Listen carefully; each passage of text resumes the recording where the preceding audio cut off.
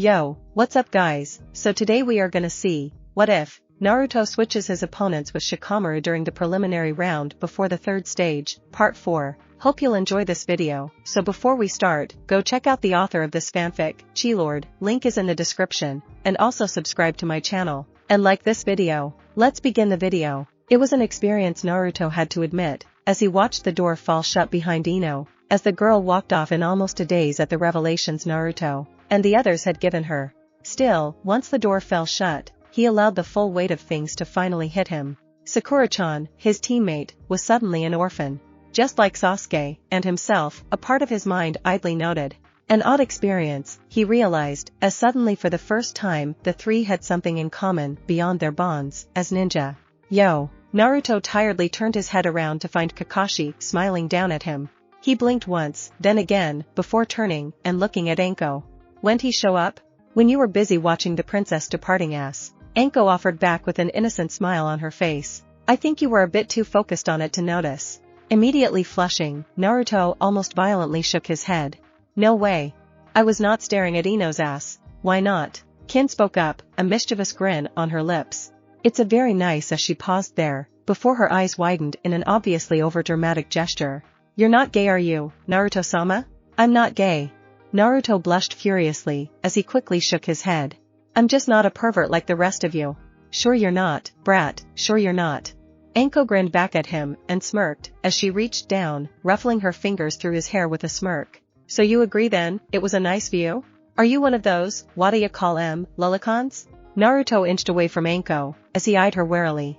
Just for that, as soon as you get back from the old pervert's mission, I'm giving you a week of one-on-one training with me. Anko's eyes narrowed into slits, as she smiled predatorily at the boy. Ahem. Kakashi coughed politely, as he cut in, eyeing Anko warily. That is my student you're trying to abscond with, Anko. Trying? Anko arched her brow a bit, as she eyed Kakashi back, before glancing at Naruto. I thought I already did. What's abscond mean? Naruto spoke up, confusion written over his features. To take or steal, Naruto-sama. Kin palmed her face lightly, and sighed just a bit, as she grumbled slightly under her breath. Oh. Naruto paused for a moment, as he let his mind slowly process that information, and a look of hope and fear rippled across his face. Does this mean that you're my instructor now? No. Kakashi scowled lightly, as he glared back at the smugly smirking Anko. You are still my student. Well, King chose that moment to pipe up, ignoring the sudden glare Kakashi was leveling at her, as she suddenly produced a scroll. That depends. Kin-chan, do I want to know what's in that scroll? Naruto glanced nervously from the girl to the scroll in her hand, and back. Or where you got it? The old man. Kin offered helpfully, a small, wistful smile on her lips. And what's in it? Naruto hedged nervously, as he glanced from the narrowed eyes of his instructor back to her. Well, I'm not allowed to open it. Kin pouted slightly, as she glanced over at Naruto, before suddenly tossing the scroll at Jiraiya. But, he is. Oh? What's this then? One of Sensei's little schemes? Jiraiya arched his brow, with a slightly bemused smirk on his lips, before he bit his thumb, and rubbed his blood against the seal on the scroll, allowing him to read its contents. HRM, do I want to know? Naruto asked carefully, as he eyed the look on the Sanin's face. Probably not. Jiraiya agreed with a sudden, familiar glint in his eyes, and a smirk on his face. So you're going to tell me anyway? Naruto noted carefully, as he continued to eye the man. Of course. It was another smirking agreement from the, as he calmly turned, and flipped the scroll around to show Kakashi. I get to say who gets to train the brat. He's still my student. Kakashi insisted, as he lightly glared back at Jiraiya, his shoulders set, as he crossed his arms about his chest. Anko grunted softly, as she lightly glared back at Kakashi. What you taught him then? Teamwork. Kakashi ignored the slight snort that left Anko's nose, as he brought his hand up. Tree climbing, taijutsu drills, stamina, reflex, training. Hey, brat, how much of that stuff did you use to win your match? Anko turned her head, and smirked back at Naruto. Scratching the back of his head slightly, Naruto shrugged his shoulders. Error. Exactly. Anko agreed with a triumphant smirk on her lips. None of it. Well, not none of it. Naruto cut in quickly before wincing just a bit. Just well, the tree climbing did help with the chakra control, you know? Fine, you helped save all of half a day's worth of training. Anko allowed, with a half wave of her hand. But, you had the brat for how long again? 3 months. Naruto offered helpfully before Kakashi could respond. Was that before or after the break before the exams? Jiraiya spoke up curiously, again preventing Kakashi from getting a word in edgewise. Before, Naruto agreed quickly with a nod of his head. 3 months. Anko agreed with a nod, as she smirked back at Kakashi. In which he was, to be honest, quite pathetic. Hey! Naruto immediately protested. I got all the way up to the finals, as a rookie. That's not pathetic. You couldn't even dodge one of my half-assed throws. Anko shot back with a slight half-glare at the boy. You're a... Naruto again protested, as he glared back at her. Specialist, but, thank you very much for noticing. Anko agreed with a grin, before she suddenly flicked a kunai at Naruto, speeding through the air where his head had been a moment ago. And now? Damn it. You're paying my repair bills. Naruto growled out, as he glared back at Anko. Now, after only 1 month with me, he can already dodge a real throw from me. Anko practically preened, as she smirked at the look on Kakashi's face. Not to mention the fact that he probably made it from his showing at the finals. But I only got to have one fight. Naruto immediately protested, before pausing, as his mind slowly worked over exactly what it was she'd said. Wait, what? You were just that kick-ass. Anko agreed with a smirk. Especially with the way you started handling Sunshine before you even started the match. Who's Sunshine? Kakashi suddenly managed to break into the conversation, as he struggled to hold on to his glare in favor of simply goggling at the pair. I told you to stop calling me that. Temari's groggy voice cut in, as she stumbled out of the bedroom in a half-shrugged-on robe, and dropped down into an empty seat, clearly glaring at the people around her. Kakashi's eyes widened, as he pointed at Temari. She is. Jiraiya agreed with a grin, before frowning towards Temari. Though she should be sleeping. She couldn't, because some people can't keep their damned voices down. Temari hissed back with a growl, as she crossed her arms about her chest, and glared sullenly back at Jiraiya.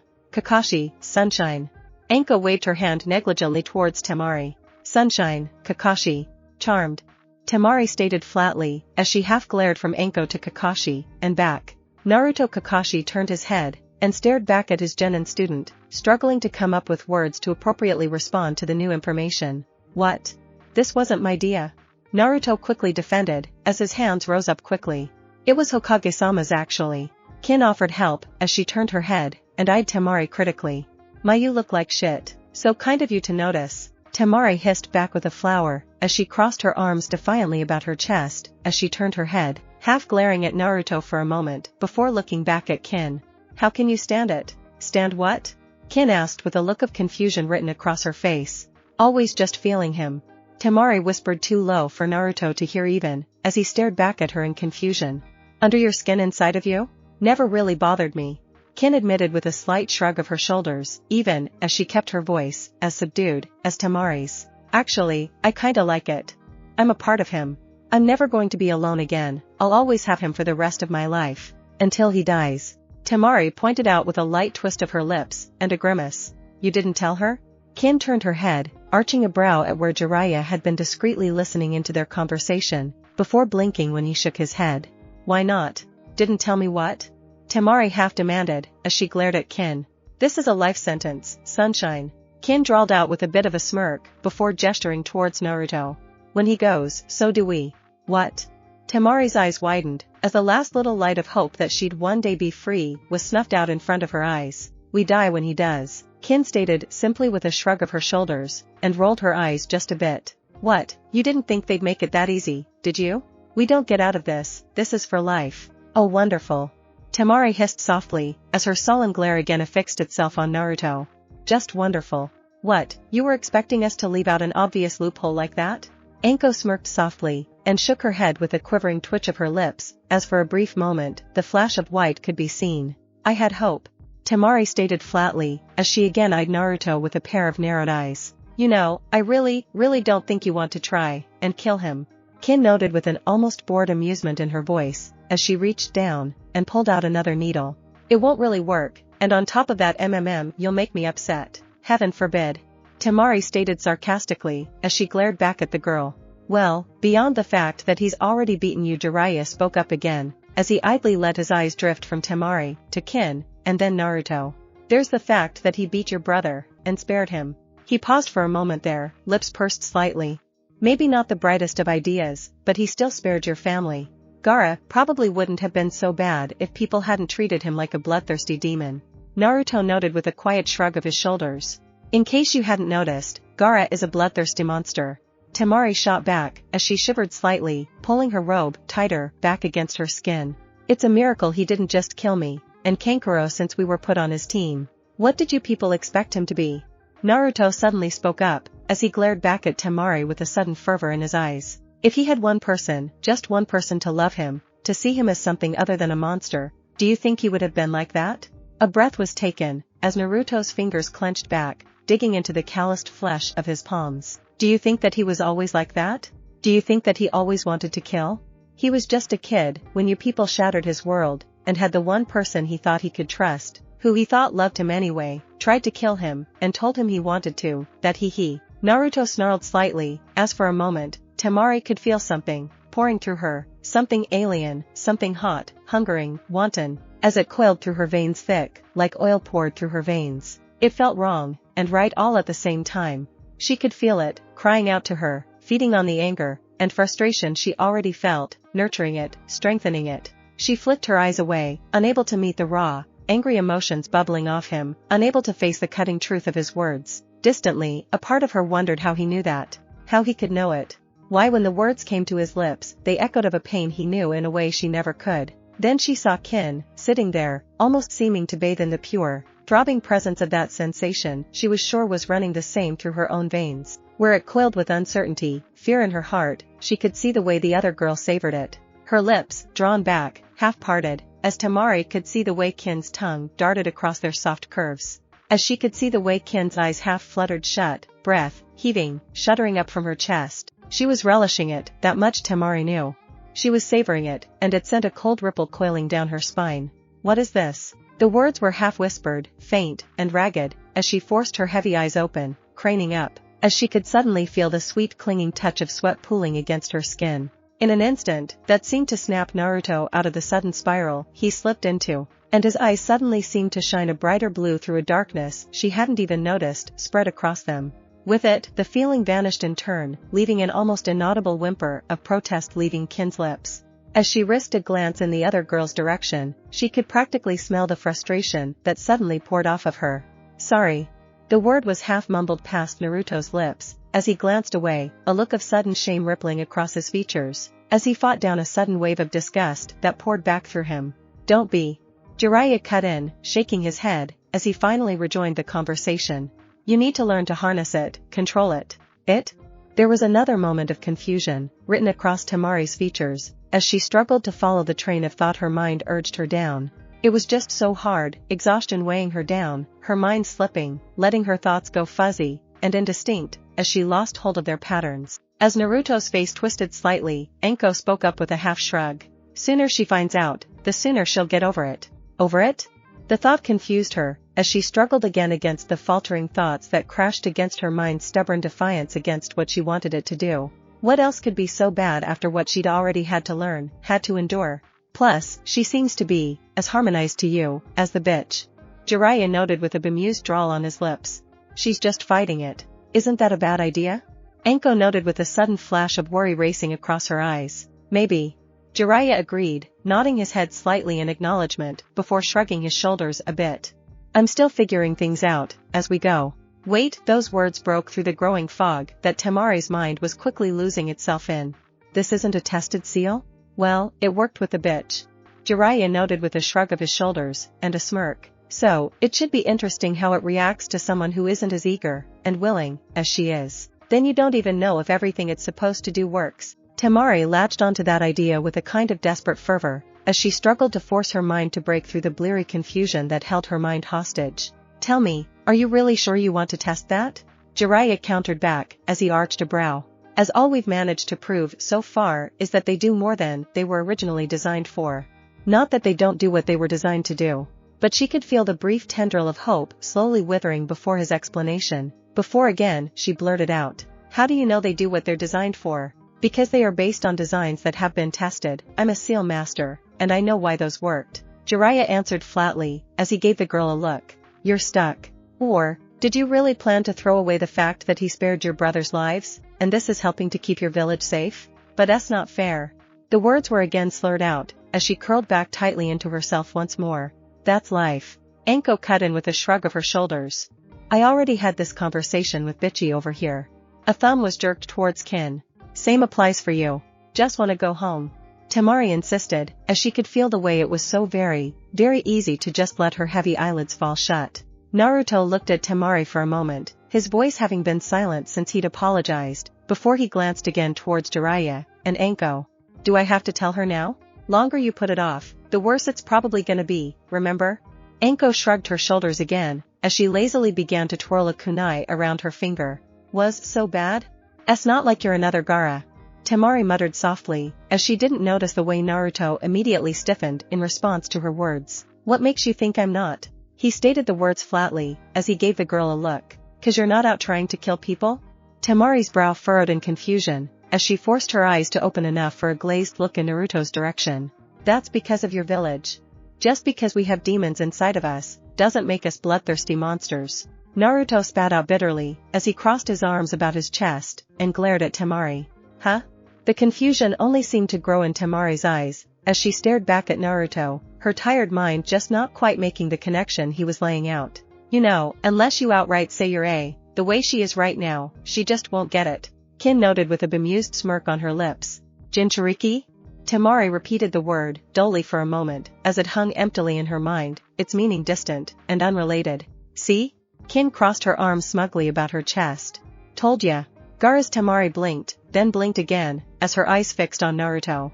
You're When Naruto nodded his head slightly, Temari's voice whispered out.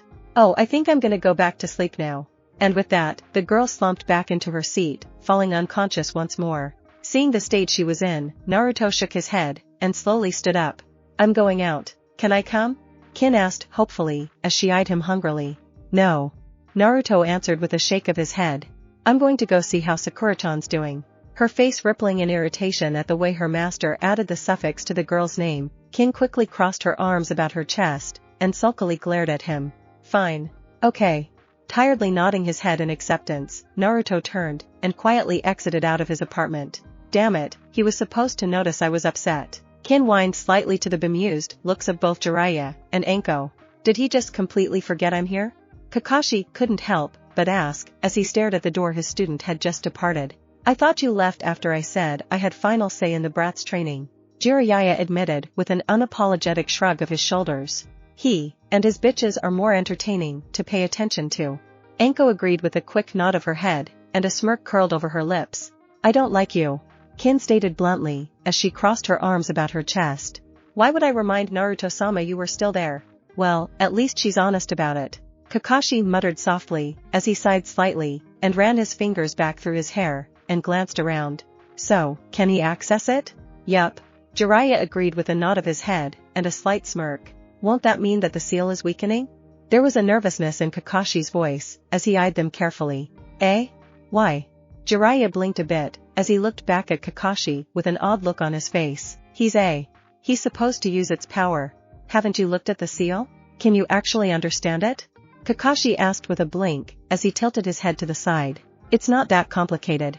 Minato did much more complex work for his Hiroshin. Now that was complicated. Jiraiya shuddered quietly before shaking his head. How complicated? Kin asked, her head perking up, as she stared back at the man. Over my head is complicated. Jiraiya muttered softly with a pouting glower. The only one I ever met that could really get it was Kushina, and she had the benefit of being raised as an Uzumaki. But isn't Naruto-sama an Uzumaki? Kin blinked, as she stared intently back at Jiraiya. By blood, yes. Jiraiya agreed with a nod of his head, and a shrug of his shoulders, but he wasn't raised on sealing theory like most Uzumaki were. He pauses there, before staring out into the distance. Hell, there's a good chance he's the last off the Uzumaki save one other I know of, and she has another clan she's a part of. The last of the Uzumaki, the last of the Uchiha, the last of the Senju. Kakashi shook his head slowly, as he glanced out into the distance. 3 of the clans of legend, all of them almost extinct now. Meh, so? Anko cut in with a shrug of her shoulders. Shit happens. Get over it. Jiraiya nodded his head slightly in agreement, before shrugging his shoulders a bit. Doesn't mean it's a bit ironic that the last Uzumaki has no interest in sealing at all. His father wasn't exactly a slouch in ninjutsu, from what I heard. Kin cut in with a dry drawl, as suddenly the conversation ground to an immediate halt, as everyone's eyes suddenly fixed on her. What? You know who the brat's father is? Anko stated simply, as she arched a brow, confusion written on her face. How? The old man told me. Kin's shoulders shrugged just a bit, as she glanced over at the still unconscious Temari, before he looked back at Jiraiya and Kakashi. He told me a lot of things. Why do you think I don't like him? Her thumb jerked over at Kakashi even, as she crossed her arms about her chest, and glared at Jiraiya. Then does Naruto know? Kakashi shifted slightly, nervously looking from the girl to the now shut door. No. Kin shook her head a bit, as she crossed her arms about her chest, before she gave Jiraiya a look. I'm not supposed to tell him. The person that was supposed to be responsible for him is. Jiraiya answered back, before his mouth shut, and he couldn't quite meet the girl's gaze. The old man told me about it. Kin admitted with a slow shrug of her shoulders, and a shake of her head. And you're at least trying. She jerked her thumb as Kakashi. He's the one I don't like. Now that's not fair, what did I do? Kakashi almost seemed to pout back at Kin. Do you want to take that one? Kin turned her head, and arched a brow at Anko. Well, it is pretty easy, Anko admitted, as she lightly rubbed her chin. I gave Naruto just as much attention as I did everyone else until the finals. Kakashi immediately protested, as he lifted his hands up defensively. And he wonders why I don't like him. Kin spoke up again, and glared back at the man. What? Kakashi blinked a bit, confused, as he stared back at the girl. The only living child of your teacher. The only living child of one of this village's greatest heroes. She spit out the word with a hiss, and she glared angrily back at him. And all you did was treat him just like everyone else. No acknowledgement, no comfort. It would be inappropriate to Kakashi quickly cut in, as he glared back at the girl. How many days have you been in Konoha in the last 13 years before the exams? Kin countered back. How does this matter? Kakashi frowned visibly beneath his mask, while Jiraiya looked away to hide his face. And you, old pervert? Kin rounded about, pointing at the white-haired man. None. It was quiet admission, as he continued to look away. So he has that excuse for leaving Naruto-sama alone, but you were there, and you did nothing. Kin snapped back, as she glared at Kakashi. I seriously don't want to even think about what's wrong with this village. They still tell tales of Konoha's legendary. She spit out the word, glaring at all of the Konoha shinobi, in general. Friendship with the Uzumaki clan, but how do they treat the last of them? You're rambling, you know. Anko finally spoke up again, as she casually arched a brow, at the glare Kin sent her. Just pointing it out. Of course I'm fucking ranting. This village, I happen to agree with Orochimaru's sentiments. I think it should be burned to the fucking ground. Kin hissed out, and glared at the stiffening ninja. Because you fuckers turned the guy who should have been your greatest treasure into a damned pariah. She paused, taking a breath, her eyes boiling murderously at Kakashi, before flicking back to Jiraiya in disgust. And I can't do anything about it.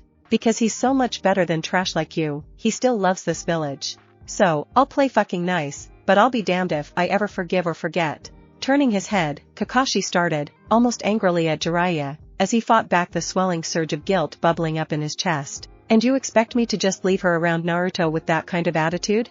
You say it like you have a choice. Jiraiya countered back, before shaking his head a bit. But, you didn't listen to what she actually said, now did you? He took a slow, deep breath, before exhaling it. She might not care for this village, but her loyalty is to Naruto. As long as he's loyal to the village, so will she. She just won't ever forget how they treated him, even if he does. All the more power to her then. Anko spoke up cheerfully, as she shrugged her shoulders, and leaned back, catching the incredulous look Kakashi sent her. What? Brat's been screwed over. He's too damned nice for his own good. It'll get him killed if someone isn't there to watch out for him. Kami knows how he ended up that way. Kin muttered softly, as she glared at Kakashi again. Considering he didn't have anyone looking after him growing up. There was a pause, as Kakashi struggled with a response to that, with coming up with something to say, some objection, some defense. Only, each rang hollow in his mind, as soon as they were considered. Finally he shook his head, giving the girl a look before shaking his head. Fine. Fine. Kin agreed, still glaring at him before glancing at Temari. Someone gonna put Sunshine to bed? Yup. Anko agreed with a nod. You are. Kin stared back at the woman, before growling softly, as she nonetheless managed to heft up the taller girl, and carry her back to the bedroom. Kakashi stared back at her for a moment, before he turned to quietly meet Jiraiya's eyes. Did I? We both did. Jiraiya admitted quietly before shaking his head.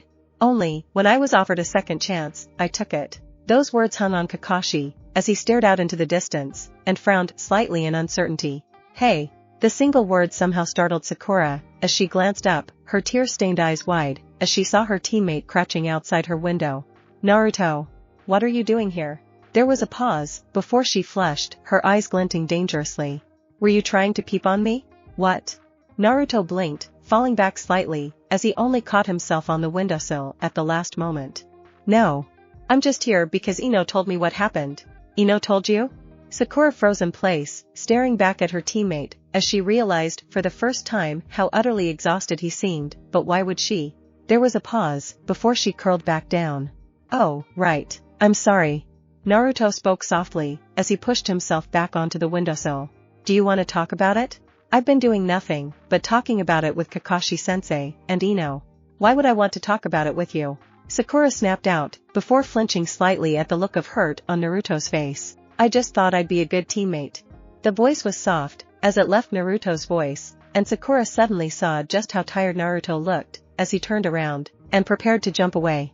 I'll leave you alone. Naruto wait, but it was too late, he was already leaping away even, as her hand rose, reflexively out towards him. She watched, as he effortlessly stuck to the building wall opposite the window, and started to run up it. It struck her then, just how far Naruto had come. They'd all improved, especially Sasuke, but Naruto, it was almost unreal how quickly Naruto was improving. And so very frightening. If the dead last could improve this much, this fast, what did it say about her? She struggled against opponents that Naruto, or Sasuke, could have blown through. He'd defeated the Tsunade girl like she was nothing. And then there was that monster, Gaara. Naruto had told her to take Sasuke, and run. And she had. Then, when she saw him next, the grin on his face wasn't the white idiot's grin she was used to when he actually managed to accomplish something. It wasn't smug, it wasn't goofy. It was simple, soft, and content. To be perfectly honest, it scared her. As she stared back at the way he was vanishing into the distance, she couldn't help but remember that smile. With it, all those feelings of inadequacy and worthlessness rose up, and plagued her all over again. Naruto sat with his back to the thick wooden post, as he stared at the monument with a fresh list of names carved into it. For the most part, people he never had, and now, never would know. Except for one, who had been more than just another name to him. A part of him couldn't help, but felt a twinge of outrage.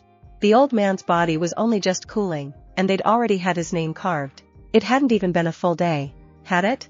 Everything was just getting so confusing, so complicated. If you're moping, I'm going to hurt you. A voice cut in from directly above him. Starting slightly, Naruto jumped forward, before he scrambled around. Wide, panicked eyes froze when he saw the familiar figure of Yugao, perched atop the post he'd just been leaning against. Masked head tilting lightly to the side, she seemed to be studying him. Don't do that. Naruto clutched at his chest, as he took deep, greedy breaths. Are you trying to scare me to death? And you want to be Hokage? Yugao asked rhetorically, as she shook her head lightly to the side. Aren't you supposed to be in the hospital, visiting what's his name? You know, the guy crazy lady calls your boy toy? Naruto shot back, as he pushed himself back into a sitting position, and glared at her with his arms crossed. Visiting hours are over. She pointed out in a simple deadpan. And I repeat, I swear to the gods, if you were moping, I'm going to beat some sense into you. So what if I was? He snapped back defiantly, as glared at her. The old man is dead, and Sakura-chan's parents died, and she wants to yell at me, and I've got Ino upset with me, and I've got to deal with Kin, and Sunshine, and... He was interrupted by the sudden hiss of Yugago's blade leaving its scabbard, as her entirely too pleasant voice sang Sanji into the air. I do believe you, Brat-chan. If you want to mope, I get to hurt you. Hey! His eyes went wide, as he quickly scrambled to his feet. Who said anything about a sword? Who said anything about no swords? She paused, as she critically examined her blade. I happen to like swords. But... Naruto's eyes went wide, as he watched the way the light caught on the sword's edge. Yes, Brat-chan? Yugao purred behind her cat mask in an all too innocent tone. That's not fair. He glared now, as he moved into a tense ready position. I'm tired, and it's already been a long day, and... You're a ninja, since when do we deal in fair? He heard her voice behind him, just in time to roll away from the slash that suddenly struck at his back, as a second Yugao appeared behind him. Oh, screw you. Naruto yelled even, as he wildly ducked away from a swipe by the first Yugao figure. I'll be happy to tell my boyfriend you offered. Her voice was entirely too cheerful. All we've talked about is how much fun it's been to train you. I'm sure he'd love to get in on the action. Are you trying to kill me? Naruto yelped, as one of the slashes against his arm. You know what they say, Brat-chan. The path to being a great shinobi is fraught with peril. There was a pause, and he knew that beneath her mask she was grinning like a shark. And they say the greater the perils you overcome, the stronger you'll become. So, really, you should be thankful we're all so willing to put you in so much peril. I will get you for this. Naruto swore, vehemently, before yelping again, as he received a shallow slash against the back of his pants. You. Language, Bratchan, language. A third Yugao chided even, as she made a rising slash that started at his knees. And you'll have to be able to beat me first, before you can get me back. I will get you. Naruto roared the last bit, even, as he continued to dance away from the blade, though not always successfully. All I'm seeing is talk, one figure stated. And talk's cheap, agreed the second. So prove it. Finished third. Gritting his teeth, Naruto bit back a growl, and did his best to fight back. Sasuke wasn't quite sure why she'd come to the training grounds. Or, more precisely, she wasn't sure why she'd come to this training ground, the one they'd used, as a team. There were plenty of private ones she normally used for her personal training away from the rest of her team. Training she hadn't really been able to have since the exams had begun over a month ago. Of course, she hadn't actually expected to be occupied. Though, she had to admit, she wasn't terribly surprised to see a familiar head of blonde hair bobbing and weaving about like some kind of over-energetic hummingbird. Naruto wasn't exactly known for his precise or elegant movements. It was an instant later that she noticed that he wasn't alone. 3 figures, all identical, all wearing the blank white mask of an ANBU. All 3 of them were in the middle of attacking Naruto. Her fingers were already on the kunai she always kept on her when Naruto's voice broke into the mix. Damn it. Why the hell do you keep trying to make hamburger out of my ass? There was a pause, as he jumped away from another swipe. I still have to go home after this. You want everyone to see? Well, Bratchan, there are some that might appreciate that. One of the figures noted in an entirely cheerful voice that seemed so off coming from behind an ANBU mask. I can think of 3 off the top of my head. Wah. Naruto blinked at that, earning himself a rather vicious cut across his chest. Hey, TSK, you left me the opening, and you expected me not to take it? One of the figures asked with a sweet voice. You. Again. Sasuke wasn't sure which one of the figures spoke, even, as she let her finger slip, numbly away from the kunai. You see an opportunity, you take it. I am so going to get you. There was a pause, as Naruto snapped back. You, and the crazy lady, and the old pervert, and, there's always the bitch, and what was it you called the new girl? Sunshine. Naruto answered absently, before blinking, and Sasuke could see the blush from her vantage point. Hey, yes, I heard about what you did to her during your match. It was adequate. Hey, I kicked ass. Naruto immediately protested, as he ducked under one swing then twisted around another. You've been sparring daily with Anko, and myself, and you expect me to be impressed with a victory over a genin? I'm a genin. Naruto snapped back with a flower. Not for long. The voice was more amused than anything. After that show you put on? You demonstrated well enough you should be a. Really? Naruto's hopeful voice broke into another yelp, as he hesitated a moment at the praise. You're the only one that really showed that you're ready. Sasuke frowned tightly at that, as those words broke through her shock. Only Naruto was ready? The dead last was going to get promoted over her? What about Sasuke? He did pretty well against Gaara, right? Sasuke nodded her head to Naruto's words. Damn straight she did. While he showed he has decent, level combat skills, he didn't demonstrate the mental skills needed to have. There was a pause, before she could practically hear the smirk in her voice. You started the match before it had ever officially begun. You had control of your opponent the entire match. Wait, he did? Sasuke shook her head, frowning a bit. She knew, vaguely, that he'd won. There'd been a few people talking about it since then, but like that? That didn't seem possible. Then she remembered the way he stood between her, Sakura, and Gaara after she couldn't fight anymore. She remembered the way he'd grinned, and just ordered them off. And she remembered the scream of pain Gaara had let off moments later, as they'd run. It wasn't right. She was supposed to be the strong one. She was the one who was supposed to have the power. She was the one that needed the power. Not that idiot. Uchiha didn't need protecting, didn't need saving. They survived with their own strength, with their pride. Only they didn't, a small part of her mind reminded her. Except for her, and him, the Uchiha were dead. Maybe, no. She had promised she'd be the one to do it. She would be the one to kill him. She didn't need anyone. She especially didn't need a loud-mouthed, cocky idiot like him. So, she would get stronger. Itachi would fall by her hand. She would redeem the honor of the Uchiha. And after that? A blush fell across her cheeks, as she did have to admit, she wouldn't be able to restore her clan, not on her own. And the idiot had proved he might be up to the challenge. That was if she didn't. She needed the power. The Mangekyo, if it came down to it. She ignored the cold chill that ran through her veins, and the clutching at her stomach. If need be, she'd take her clan's secret power. If need be, Naruto would die. It was a sickening thought, but she would do whatever she had to. Duty demanded it. Kin started.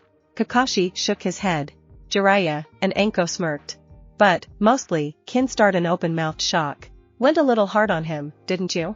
Anko snickered softly, as she grinned back where Yugao held what was basically a naked and bloodied Naruto in her arms. He was moping. I corrected that. Yugao stated simply. And the clothes? Jiraiya couldn't help but ask with a smirk. He needed incentive to try harder. There was a distinct pause before she continued. I think after today, he will do so next time. How will it be more incentive if it wasn't enough to push him to do more while he was actually sparring with you? Kakashi couldn't help but note. Easy. Yugao walked over to the still staring Kin, and casually pushed her unconscious master into her arms. Here you go. Enjoy. Kin blinked back at Yugao, staring at her for a moment, before slowly nodding her head. Okay, thanks. And with that, she turned, and half-dragged, half-carried Naruto towards the bathroom. Turning around, Yugao caned her head to the side, and looked at the group. Any other questions? Nope, that's plenty for me to go on. Jiraiya noted, as he giggled softly, and scribbled away into his notebook. Naruto groaned softly, as he felt himself slowly regaining consciousness. Blearily, he let his mind fumble over what he'd done before blacking out. Oh, right, ANBU lady wouldn't let him mope. Grunting slightly, he slowly opened his eyes, and started to stretch, before he noticed something rather peculiar. He was naked. Not a stitch of clothing on his body. He never slept naked, which meant the warm, and apparently equally naked body he felt pressed back against him was most likely Kin. Biting down a groan of annoyance, he slowly looked down. Then, he blinked. Kin most definitely wasn't a blonde, which meant, why the hell are we both naked? Naruto asked aloud, as he blushed, and looked away from the naked Temari. Would you rather I have dressed you? A sleepy murmur came from behind him, as he could feel another, this one clothed, body pressing into him. Running my hands all over your nice, warm body, able to. You expect me to believe you didn't anyway, Kin-chan? Naruto muttered slightly, as he twitched just a bit, before quickly continuing. When you're doing it right now? Please tell me this is all kind of twisted. Temari's voice broke in, as she groaned softly, and pulled her body away from Naruto, never looking back towards him. If it is, never break me out. Kin's smirk was audible, as she wrapped her arms firmly about Naruto's waist from behind. Good, can I leave you here then? Temari snapped back, as she finally allowed her eyes to crack open, and she looked back over her shoulder, to see Naruto burying his face in the pillow. Sure. I'll be happy to stay here with Naruto-sama, while you run off, and die somewhere in a ditch. Kin looked up from over Naruto's shoulder, and smirked, viciously back at Temari. Kin-chan, be nice. The words were muffled in the pillow, as Naruto shifted just enough to lift one eye up to visibly glare at her with a flash of blue. Why? She shifted, visibly uncomfortable at his words, and looked back into his eyes. I don't like being nice. Nice is for suckers. I'm nice, Naruto protested, as he half glared back at Kin. Oh yeah, enslaving girls, and spanking them until they cry is so nice. Temari's voice cut in sarcastically. She's the one that chose to be enslaved, and wanted me to spank her. Naruto immediately protested, as he pointed back towards Kin.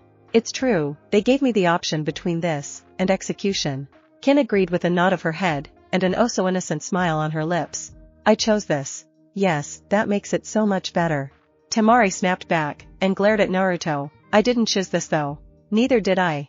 Naruto countered, as he turned his head to glare at Temari, only to blush when he remembered that she was just as naked as he was, and turned his head away again. I didn't even know what was gonna happen until after it was dumped on me that night. Very true. Kin agreed again with another nod. We kept him in the dark. He's so cute, being all clueless, and whatnot. What, exactly, is wrong with her? Temari couldn't help but blurt out, as she looked over Naruto's shoulder to stare in disbelief at Kin. I wish I knew. Naruto agreed with a mutter, as he sighed slightly, and he glared back at Kin. I mean, it's not normal for a girl to want to be spanked, and what not that much, is it? Yes, Kin answered quickly with a firm nod of her head. No. Temari responded flatly, as she snapped back. We're tools, Kin stated simply, as she crossed her arms about her chest. Might as well accept it, and get some enjoyment out of it. Ninja aren't just tools. Naruto quickly spoke up in protest, as he half glared back at Kin. Maybe, but we, as in Sunshine, and me, are. Kin pointed out simply with a shrug. Sooner you both accept that, the sooner we can move past the whole indignation, anger, and rebellion stage, and get back on track. Temari opened her mouth to counter, before frowning, as she actually thought about what King had said. And what exactly would be getting back on track? Training, and getting stronger, of course. Kin scoffed back, and crossed her arms about her chest, and show the world just how awesome we, and Naruto-sama can be. For a moment, Naruto smiled, just slightly at Kin's words, before he opened his eyes again, and looked out the window to see the falling rain outside. Before he could really respond to the girl's statement, there was a firm knock on the door. A moment later, Anko's solemn voice broke through the air. Time to get up, kid. You've got to get ready for the funeral. And with those words, life in the room came crashing down, as Naruto and Kin grew somber and silent for a long moment, as Temari hung her head quietly. What about? Naruto spoke, uncertain, as he took a moment to glance towards where Temari wouldn't meet his eyes, and the pleading expression in Kin's eyes. They're coming. Anko answered through the door, before continuing. Both of them. Temari froze at that, while Kin smiled, slightly, as she looked towards the door in gratitude, before frowning a bit, as she spoke up. Clothes? Got them for all three of you. They're in the bathroom. Get a shower, and get dressed. There was a pause, before she spoke up again, still in that solemn, almost soft voice. You don't want to be late, right? While one of them might not have minded, the other two looked at each other, then nodded. Jiraiya leaned forward against the sturdy wood post, as he stared out into the distance, through the falling rain. Before him, the past unfolded, as he remembered, back to when he'd been a child, still innocent of the full measure of the shinobi world. He watched, as he trained, smiling with his teammates, his friends, as they were instructed, and scolded by their teacher for their failure, and praised for their success. A part of him couldn't help but think of how it was a simpler time, though he knew in truth that was nothing more than hopeful reminiscence. Then, the scene shifted, and suddenly the child with spiky hair was blonde, and the teacher was taller, broader than the one before them. 3 new students, and a former student became a teacher. He remembered, with a slight bittersweet smile on his lips, those times, long ago. It was a time of happiness he'd almost forgotten when they'd been taken from him. Then, again the scene shifted once more. Again, the student had become the teacher. This time, he wasn't a participant, merely an observer, watching, as 3 more children learned. He remembered the proud smile on his face, as he'd watched his student raise his own. He remembered the familiar teasing, and the familiar banter. Then, a new image unfolded, 3 new students, and 1 last student turned teacher. These, though, were simply still, lifeless. A photograph instead of a memory, but still one. A smiling face brought a smile to his own lips. So, how come you're here, not at the ceremony? Kakashi's voice rang out, as the rain broke overhead, to reveal the first rays of sunshine falling onto the glistening earth. Didn't seem right, saying goodbye to sensei in front of all those people. Jiraiya grunted for a moment, as he stared out into the distance. This was where I truly got to know him, seemed only right that this be where I say goodbye. I understand. Kakashi nodded his head quietly, as his eyes strayed to the memorial. How many more of us will find our names written there? Sensei probably would have said something like, as many, as it takes, to keep the will of fire burning brightly. Jiraiya paused, his lips taking a sour twist. Too many, as far as I'm concerned. Kakashi was silent for a long moment, as he stared at the stone, before he let his head hang down, and he spoke in a small voice. It should have been my name there, instead of Obito's, so you've told everyone, for over a decade. Jiraiya noted, glancing at Kakashi out of the corner of his eye for a moment, before staring off into the distance. You need to pick up something new to say. Obito wouldn't have screwed up with Team 7 like I have. He'd have been a better teacher. Kakashi stared back at the stone for a moment, before shaking his head. He should have been Team 7's teacher, not me. Maybe. Jiraiya agreed with a nod of his head, before he looked back at Kakashi, but Obito was dead. He did what he thought he had to do, and he obviously thought you were worth it. I'm not.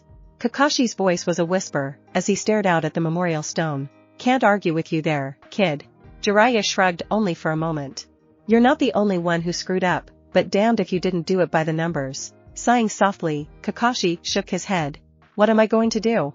Stop making the same mistakes, stop worrying about if you're worthy or not, stop being an idiot, and do your job. The list paused for a moment, before Jiraiya threw his hands up in the air. Hell, why would you be asking me? They only think I'm a little less screwed up than you because I've been through more, and I just wasn't around to do the right thing. Yes, well, Kakashi winced slightly, before withering beneath Jiraiya's look. I didn't think that it would do him any good to have someone like me around. Thus we get to the root of the problem with you. Jiraiya noted with a snort. Your way of thinking absolutely sucks. I suppose you might have a point. Kakashi admitted, though with a slight hint of irritation in his voice. I mean, seriously? You know Minato's gonna kick your ass when you die, right? Jiraiya continued on, as if he hadn't noticed a bit of Kakashi's tone. And, really, I don't even want to think about what Kushina is gonna do to you. Aren't you Naruto's godfather? Kakashi pointed out with a slow-burning irritation. What do you think they're going to do to you? Oh, probably boil me in oil or something like that. Jiraiya waved his hand dismissively. Then feed me to a bunch of snakes for irony. I mean, it's not like I entrusted my godson to my teacher, and his father's prized student, then went on to try and hunt down the traitor who did unspeakable experiments on the people of Konoha, and then ran off, swearing to destroy the village. You still should have. Kakashi begin. Yes, I should have. Jiraiya agreed, not letting Kakashi finish his sentence. But, I didn't, and I'm sure I will pay for it. But, so, will you? What am I supposed to do then? Grow up, and be a man. Accept your mistakes, and make amends. Jiraiya snapped back. Before it's too late, and you vanish on the battlefield. Kakashi stared back at Jiraiya for a long moment, before lifting his head to stare up at where rays of sunlight were piercing the veil of the heavens. Naruto glanced nervously about, as he stood there in the rain, his forehead protector hanging from his throat. Dressed in only black, he stood next to Kin, clad in a matching outfit with her mask still on, and her leaf-engraved collar on her throat. Next to her, Temari stood, similarly dressed, looking completely uncomfortable, as her dark green eyes continued to dart about, with her hair completely down instead of her typical 4 ponytails. They stood in the front row, leaving Naruto a clear view of where Konohamaru, Sarutobi's grandson, was crying into Iruka Umino's side. For a moment, Naruto stared at his former teacher, before sadly his head fell down, and he stared at the ground for a moment. Tears began to slowly well up in his eyes, before he reached up, wiping them away with his sleeve. As his hand fell back down, he could feel another take it. Starting slightly, he turned to see Ino, offering a vague, weak half-smile, before she leaned heavily against him, the tears falling down her own cheeks. For a moment, he stood there, caught in a kind of dumb shock, before he carefully nodded his head, and gave her hand an awkward squeeze. When she rested her head against her shoulder, he stiffened just slightly again, before slowly forcing himself to relax. Next to him, he could feel Kin wrapping herself against his free arm, before resting her own head on his shoulder. Even as a part of him was grateful for the contact, he couldn't help but shift uncertainty about. As he nervously glanced towards Temari, he couldn't help but release a sigh of relief when her flat look conveyed that she wasn't about to come to him for comfort. A distance away, several figures watched with a number of different reactions. Shikamaru had simply shrugged, a look of relief on his features when he stuck his hands down into his pockets. Next to him, Chuji had made a note of Ino's choice, before glancing over Shikamaru questioningly. When he saw his friend shrug, an unreadable expression crossed his face, and he settled for reaching towards chips he didn't have. Shino shifted slightly, as he actually took the moment to look over the edge of his glasses, as if to assure himself he really was seeing what he thought he did, before shaking his head, and lightly squeezing Hana's hand, as she leaned into his side. Next to him, Hinata Hyuga's face was downcast, only, instead of her hands twined together in a nervous press, they were fallen at her side, as her head was bowed, limp, and listless, as the tears fell down her cheeks, mingling with the raindrops. At her side, Kiba tried to offer her a gentle hug, only to have her simply stand there, listless and unresponsive. Sakura honestly wasn't sure what to make of the scene. She couldn't quite recognize the 2 girls on one of Naruto's sides, not even the one who was holding on to him. The other she knew, consciously, that Ino truly had become enamored with Naruto. She'd seen enough evidence during the exam finals. It was another thing altogether to accept the way she was pressing herself into Naruto's side. Uncertain, she tilted her head to the side, looking searchingly towards Sasuke. Only, she found Sasuke's eyes were locked onto Naruto's back, much the same as hers had been. Only, when she'd been lost in confusion, Sasuke looked tense, agitated. She hesitated to describe it as angry, but still, the way she saw Sasuke's fingers curling back into trembling fists certainly seemed to fit. As Sakura struggled with trying to justify Sasuke's apparent anger at Naruto, the blonde boy had gathered the attention of a pair of intense red eyes. Kurena's lips pulled back, slightly a sad smile on her lips, as she lightly gave the subtlest of pressures to Asuma's side. When he turned towards her, his own eyes misted over, and glistening in the rain, she nodded her head towards where his student was holding on to Naruto's side.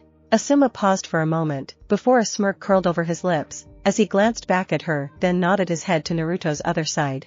Kurenai blinked a moment, her eyes widening in surprise, before they narrowed into slits, as her lips pursed firmly together. Asuma caught her reaction, and rolled his eyes a bit before shaking his head, as he gave her a meaningful look. Standing next to Kurenai, Anko blinked a moment before she followed the woman's glares, and fought off the urge to break out into a laugh. Anko, it was Guy's voice that spoke up in a voice filled with barely restrained emotion.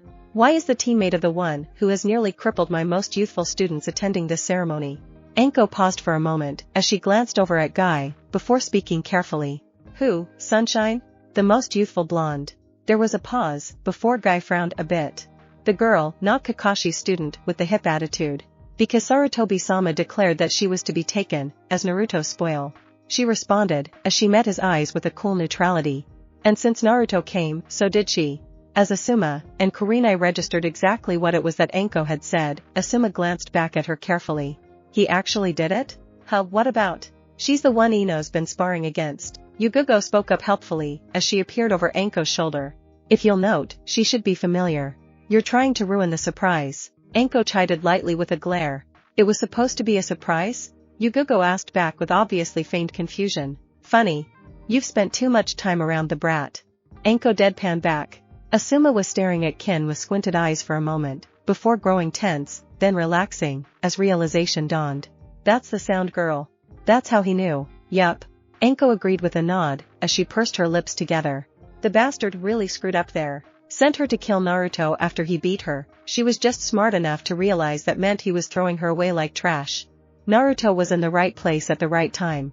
I killed her myself when she asked him that question to test him. Yugao admitted with a shake of her head. I mean, asking him if he'd be the one to execute her. Gotta admit, the brat surprised the hell out of me when he had the balls to tell her yes like that. Anko agreed with a nod of her head, before her face broke into a broad smirk. Of course, considering how much she enjoys her new position. Enjoyed.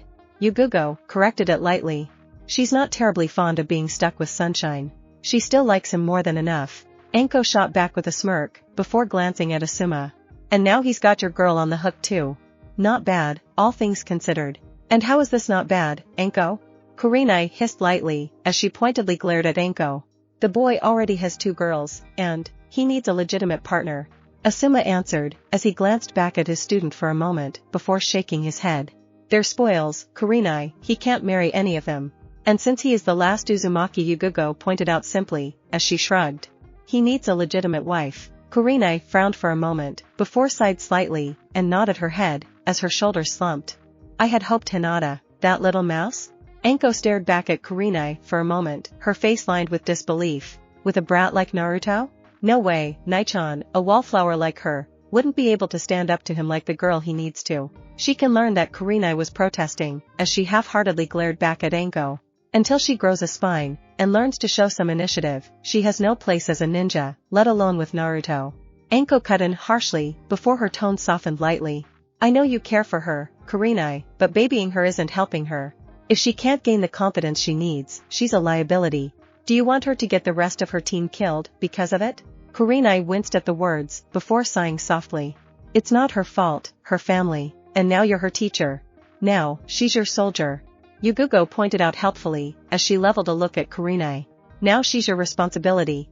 She has a problem, it's your job to fix it. Kurenai's eyes flashed with a moment of anger, as she stared back at Yugao. You can't just magically wave a wand, and make someone's problems and insecurities go away. And you can't sit there, and blame it all on her family when what you try fails. Yugao countered succinctly. Which leads me to wonder if they promoted you entirely too soon, I mean, retract those claws already, Yugao. Asuma shook his head, as he put himself between the 2 women. She's doing the best she can. No, she's not, hence why I said what I did. And with that, she turned her head, and went back to staring forward at the service, visibly ignoring Kurenai and Asuma.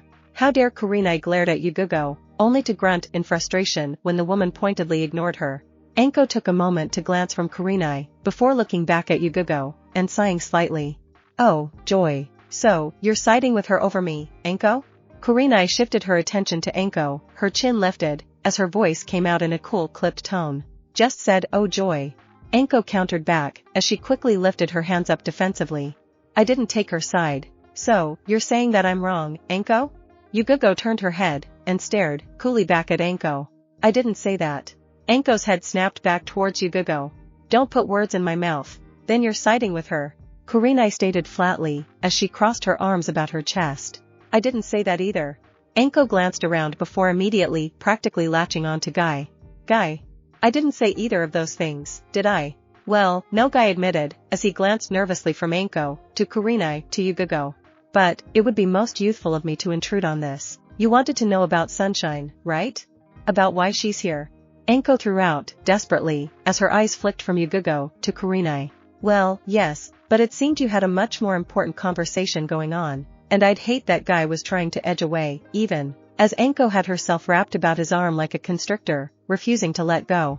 Oh no, it was rude of me to allow things to get sidetracked. Anko quickly shook her head, as she gestured back towards Temari. You see, thanks to the bra Naruto, we knew about the invasion beforehand. Hence the various strategic deployments. Yugao muttered a bit, as she took a moment to break her glare at Kurenai. What she said. Anko agreed quickly with a nod of her head.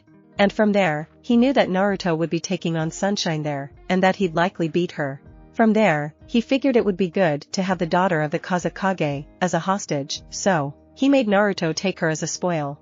Yugao finished, before pausing, her head tilting lightly to the side, as she looked back at Anko. Though, does she have the same stipulations as the bitch, since Naruto was forced to take her? Huh, that's a good question. Anko admitted with thoughtful tapping her lower lip. Ask the old pervert, it's probably in that scroll. Heaven forbid you actually take the responsible route, and do it yourself. Yugao muttered softly under her breath, as she glared ever so slightly back at Anko. Indeed. Anko nodded her head quickly in agreement. For the heavens themselves would tremble before such an action. Guy opened his mouth, as if to comment, before letting it shut with a click, as he turned his gaze back onto Naruto, and the girls near him. I suppose I shall have to learn to accept this then.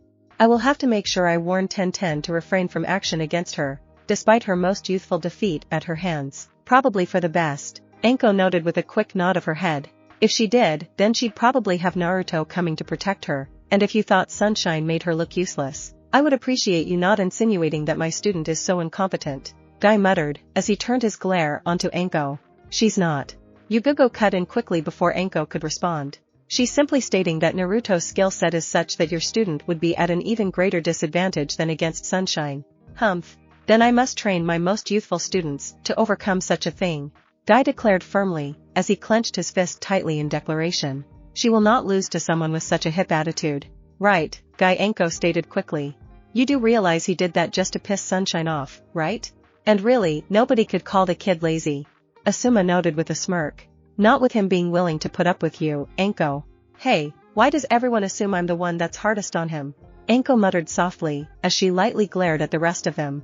He's at least able to get home under his own power when he's training with me. With Anko glaring pointedly at her during her declaration, Yugao merely shrugged. He was moping. It was unproductive. Moping would be most youthful. Guy admitted neutrally. She cut his clothes off, while cutting him up, then handed him over, naked, to his little bitch. Anko added, that would be most youthful too. He quickly added, that's Kurenai's face flushed, as she glared, angrily back at Yugao. You can't just, can. Did Yugao's voice snapped back succinctly in disagreement. He will hopefully learn his lesson from it. You have no place being around children. Kurenai hissed darkly. And I'm not. Yugao agreed with a nod of her head, causing Kurenai to blink slightly. I'm around soldiers. You, Kurenai hissed out a breath. I have already made my stance quite clear, I do believe. Yugao said pointedly, as she turned her head and stared forward, visibly ignoring Kurenai now. Anko opened her mouth to say something, then looked from Yugao to Kurenai, and shut her mouth with an audible click, as she quickly shook her head. The men glanced at one another, then shrugged, helplessly. Guy turned his attention back to the service, while Asuma tried to awkwardly place his hand on Kurenai's shoulder. Temari wasn't quite sure what to make of everything. It was all changing too quickly for even her to really keep up on. Just 2 days ago, she'd woken up about to take part in a plan to completely and utterly destroy the hidden village of Konoha. Now, she was most definitely not destroyed by Konoha, the property of the boy who defeated her. No. She corrected herself, as she unconsciously flinched slightly away from his presence. Who'd defeated her? The same kind of monster her youngest brother was. Only, he wasn't. He wasn't cold, or sadistic, or cruel. He didn't stare out at the world with lifeless eyes, while he did nothing other than wait for his next opportunity to kill someone, and bath his sand in their blood. Unlike her little brother, he wasn't a monster. That's because of your village. Just because we have demons inside of us, doesn't make us bloodthirsty monsters.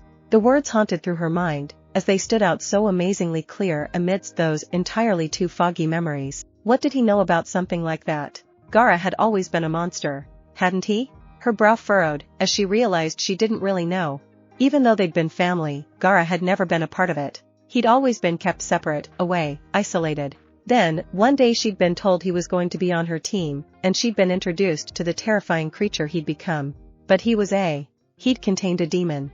They weren't safe. Everyone knew that. Just look at Gaara. Only, now she was looking at a different one who was powerful, certainly, strong enough to defeat her without even seeming to show any real effort on his part. Strong enough to beat Gaara. And he was the one who owned her now. She remembered then what that girl, Kin, had said. About how his chakra was flowing into her, about how it was making her stronger, making her coils grow. She remembered the way she could feel him, underneath her skin, inside her, all the time. Did that mean she was going to start being exposed to the chakra of his demon too? Instantly she shuddered, her dark green eyes widening with fear, as she felt the way they darted over to the boy who had the two girls, clinging to him. It wasn't a pleasant thought, though it didn't seem to be affecting him that poorly. The other girl? Well, she honestly didn't know her well enough to really know if it had changed her or not. And then there was that rather useless blonde girl that wanted to pretend she was a kunoichi, who was clinging to him. Honestly, what the hell was this village thinking, letting girls running around looking like that, dieting, wearing all that makeup, and perfume to combat? At least her first opponent had been at least decently trained. It just sucked to be her that she was a ranged weapon expert up against a wind user. She glanced slowly around, releasing a slight sigh of relief when she couldn't detect any real malice directed her way. This was hardly the place she wanted to be right now. Alone, helpless, weaponless in the middle of hostile territory. Surrounded by hostile nin that could tear her apart, as easily as looking at her. The fact that she was also now considered the Jinchuriki's property was just such a wonderful bit of icing on the cake, so she did the only thing she could.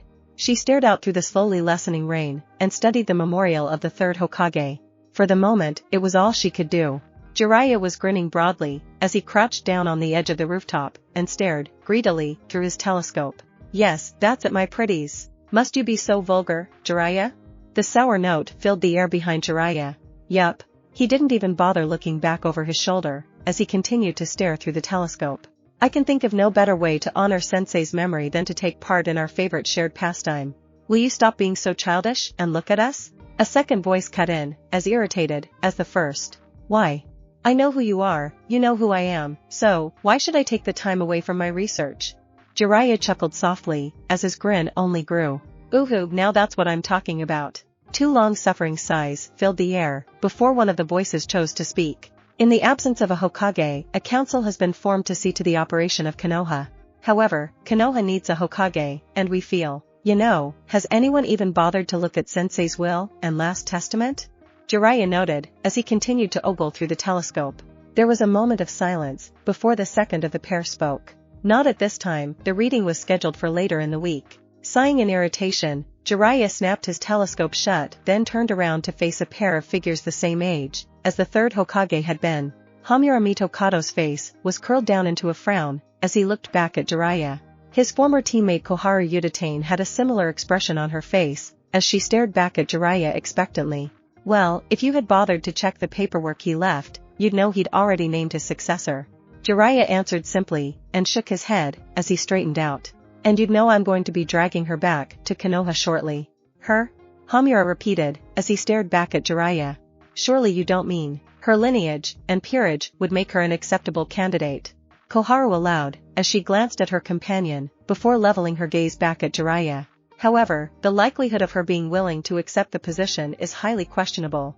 Yes, well you'll just have to wait, and see about it. Jiraiya crossed his arms about his chest, and lifted his chin with a dismissive sniff. As you obviously underestimate my persuasive skills, I simply question their existence entirely. Hamura countered, flatly. Who do you think I am? I'm Jiraiya. Have I been slapped in rejection many times again, Jiraiya? Koharu asked, rhetorically, as she shook her head, and sighed. Those were merely the first rounds in lengthy and intense negotiations. Jiraiya crossed his arms about his chest, and smirked softly back at the woman, which typically ended in a mutually enjoyable conclusion. Hamura opened his mouth to respond, only to be quickly silenced, as Koharu spoke up. I'm sure. Just, as I'm sure I do not need to hear the details. Shall we go, and inform the council, Hamura? Hamura took a moment to glare at Jiraiya with narrowed eyes, before slowly nodding his head in acquiescence. Very well. Jiraiya took a moment to watch them leave, waiting until they were almost gone before speaking up. Oh, and I'm not going alone. Naruto. Iruka Umino spoke up tentatively, as he approached his former student, glancing at where he was trapped between Ino and Kin. Yamanaka-san, I'm sorry, I'm not terribly familiar with your other friend. Spoil. Kin corrected simply, even, as she continued to lean against Naruto's side. I beg your pardon? Iruka's eyes flicked from Naruto to Kin in quick succession. I'm his spoil, not his friend. Kin clarified with a smirk beneath her mask. Naruto, you pick the oddest friends sometimes. Iruka noted very carefully, as he looked back at the blonde. Actually, she's telling you the truth. Kin's his spoil. Ino offered up, half lamely, as she shrugged her shoulders just a bit. Naruto? Iruka turned his head, and stared at the blonde boy who couldn't quite meet his eyes. Yeah. Kinchan is kinda sorta yeah. Naruto nodded his head quickly, even, as he couldn't quite look back up at the man. I see. Iruka said the words very carefully, as if studying their texture in his mouth. I never thought you were the type of person to. Kin rolled her eyes. He convinced me to defect from Orochimaru. It was this, or he killed me. I happen to like the choice he made. I don't know, honestly. Ino muttered a bit too loudly to be trying to hide it. I wouldn't have had such a painful month otherwise. Yes, but instead you'd be sitting around, trying to get your lazy-ass teammates to train instead of learning to be a not-so-useless waste of. Kin shot back with a smirk beneath her mask even, as Ino flushed slightly. I am not a useless wannabe kunoichi. Ino hissed out, as she started to glare at Kin around Naruto. Now you're at least moderately useful, in certain situations. Kin agreed while still smirking. Oh, you bitch. Ino huffed without any real anger. Yes, bimbo? Kin offered back without skipping a beat. You're so finding a better codename for me. Ino whined lightly. Naruto, do I even want to know what they're talking about? Iruka asked cautiously, as he glanced back at the boy. Probably not. Naruto admitted with a shrug. Honestly, they're scarier than Sakura-chan is now. Ino's even gotten so far as to call me Naruto-kun. The way he said the suffix with absolute horror made Iruka's lips twitch slightly, while Ino merely scowled back at the boy she was holding so firmly onto. Oh, I see. Decided to take over Sasuke's spot, as the young heartthrob? That's not even funny, Iruka-sensei. Naruto scowled slightly at the man. Someone who's so out of shape shouldn't try to poke fun at people. Out of shape? Iruka huffed lightly, as he half glowered back at Naruto. I am still in prime condition, thank you very much. Sure you are, old man, sure you are. Naruto smiled, pleasantly back at Iruka. Forget I ever said anything at all. Humph, old man? Iruka narrowed his eyes on Naruto. Oh, one good showing, and you think you can take me, huh? Who was the one who rescued them last time? Naruto asked, his face turning into an innocently mischievous smile. Who was the one who kept taking kunai and shuriken in the back for whom? Iruka countered in a deadpan. No lame throws like that could hit me now. Naruto declared firmly, as he crossed his arms about his chest, inadvertently pulling the girls even closer against him. As soon as he realized it, he immediately blushed, dropping his arms back to his sides. Of course not, Naruto, of course not. Iruka quickly raised his hands with a quiet smile. I'm awesome like that now. Naruto snapped back, huffing slightly back at him. You think we should tell him? Ino asked curiously, as she glanced over at Kin. Where would the fun be in that? Kin answered back with a smug smirk. You shouldn't get cocky, Naruto, just because you've done well in these exams. Iruka's voice turned into a lecture. The ninja world isn't exams and sparring matches. I know that. Naruto huffed a bit, as he glared back up at his academy instructor. You think you know that, Naruto? Iruka slowly shook his head, his eyes growing distant. But this life is harder than you think. I told you I know that. Naruto grunted softly, and glared back at Iruka. If you went through even a bit of what I did, Naruto, I know you think you know. I know, Naruto shouted out the words, drawing everyone's attention, and a flush rising up his cheeks, before glaring back at Iruka. I'm not the same kid I used to be. I'm a ninja now. Do you, Naruto? Do you really? Irika turned his head, and quietly gestured towards the memorial. Because that's what it means to be a ninja. Putting your life on the line, not for your dreams, not for your wants, not for yourself, but for your duty to your village. That is what it means to be a ninja. Naruto glared back up at him. And I'm not going to let that stop me. I'll show you, and everyone else how awesome I can be, and I'll use that to protect everyone. Irika looked at him for a long moment, before finally smiling, and nodding his head quietly, as he reached down, and ruffled Naruto's hair, not saying another word. Temari shifted, restlessly, as she leaned against the frame of the window, and stared out, listlessly through the glass, still dressed in the damp outfit she'd worn to the funeral. Going to stand around, moping all day, sunshine? She stiffened at the words, before slowly turning her head to glare at the amused-looking Jiraiya standing behind her. Shouldn't you be off doing something perverted? Probably. He agreed, as he cheerfully nodded his head, but I already got my peeping in. There was a pause, as he suddenly grimaced. At least until the old farts came and ruined it. There's actually someone older than you in this village? The sarcasm dripped off of Temari's voice, as she glared back at the man. Funny. Jiraiya rolled his eyes, before eyeing her critically. Are you going to be wearing those drab clothes all day? As I don't have anything else to wear, and I'm not going to parade around naked for you perverts, I don't really have a choice. She snapped back with a hiss. You do know that Anko left you regular clothes too, right? Jiraiya pointed towards a bag resting next to Naruto's closet. Temari stared back at Jiraiya for a moment, before grunting sourly, as she walked over to the bag, and crouched down to examine it. It's just a bunch of fishnet, and a miniskirt, isn't it? Please, Anko likes being distinctive. Jiraiya waved his hand dismissively, before grinning back at her. I'm betting on a crop top, and the smallest pair of shorts she could find. She froze at that, almost pushing the bag away like it had suddenly grown legs, and eyes. Very slowly, with an even greater trepidation, she opened the bag up, and looked inside. What she saw, immediately made her release a massive sigh of relief, as she allowed a slight smile to curl onto her lips. Well, thankfully she does have some taste. No crop top, and small little shorts? He pouted, visibly, and shook his head. Well, that's just not fair, says the pervert. Temari grunted out, as she gathered up the bag, and walked towards the bathroom. Says the super pervert. Jiraiya quickly corrected with a smirk, and a waggle of his eyebrows. Where are you going? Like I'm going to give you a free show. She snapped back, as she opened the door up, and firmly slammed it shut behind her. Already seen it all, girly. Jiraiya answered back without even skipping a beat. And you aren't seeing it anymore. Her voice was muffled by the door, but the glare was still audible in it. But I can do it whenever I really want to, I just need to close my eyes, and... There was a strangled sound of something between disgust and rage behind the door, as he could hear the sound of clothes hitting against the door. Really, now that's hardly a mature way to respond. Like you're someone to lecture anyone about maturity.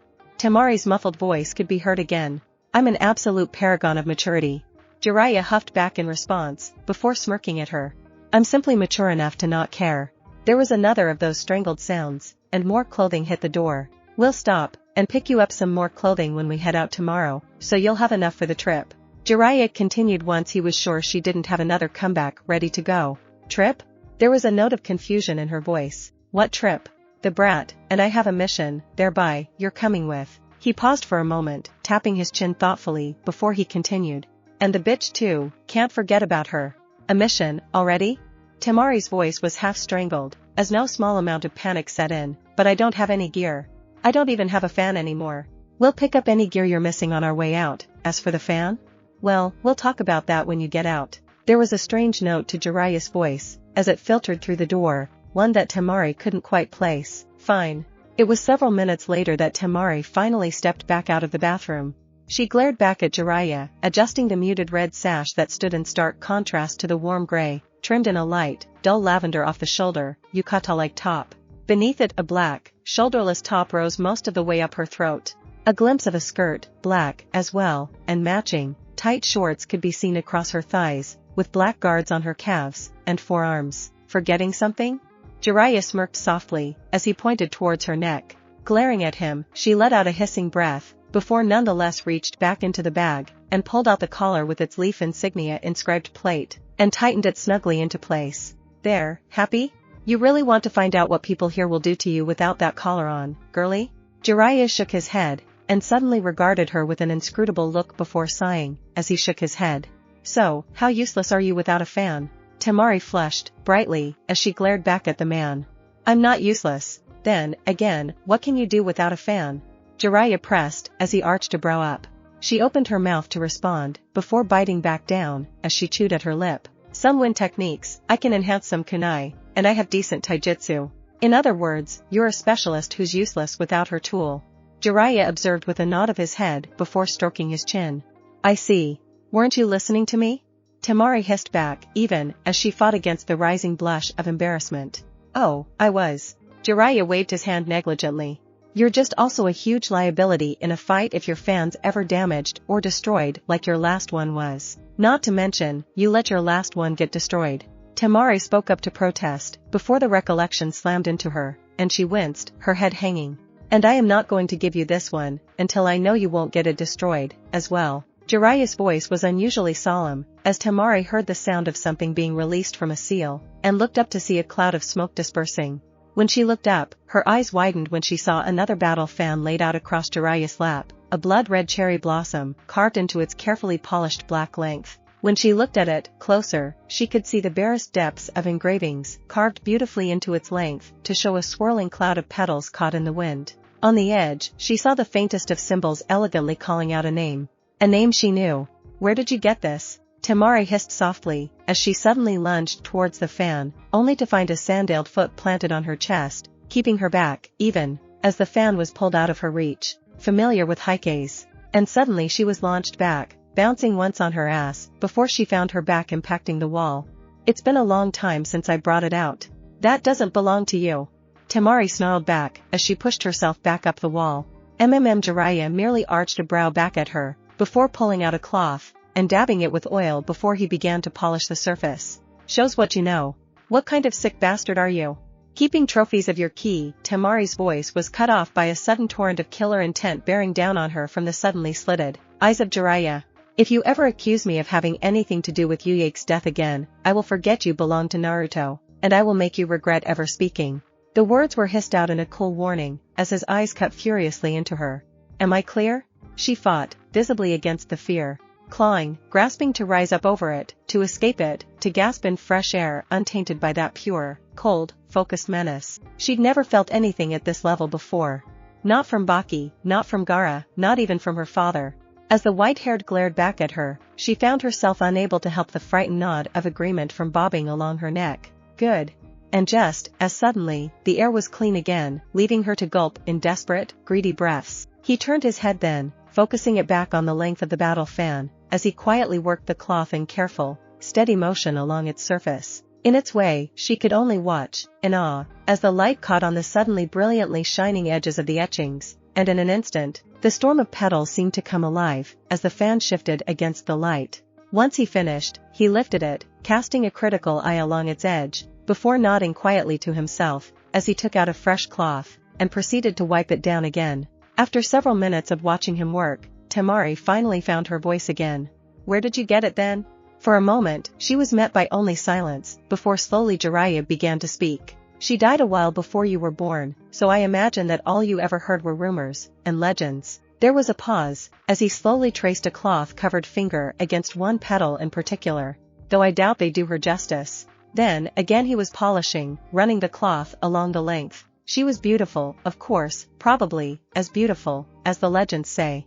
As beautiful, as the setting desert sun, and more dangerous than it was at its peak. He shifted his attention to the crimson of the blossom, carefully working the cloth into every little groove and crevice. This was before the Third Shinobi War, in a time of relative peace. My Minato had grown into a man, and had begun to take on the duties of Konoha's elite, while courting the woman he loved. Tsunade was still caught up grieving for her lost brother, and Orochimaru had begun his descent into madness, though I didn't know it at the time.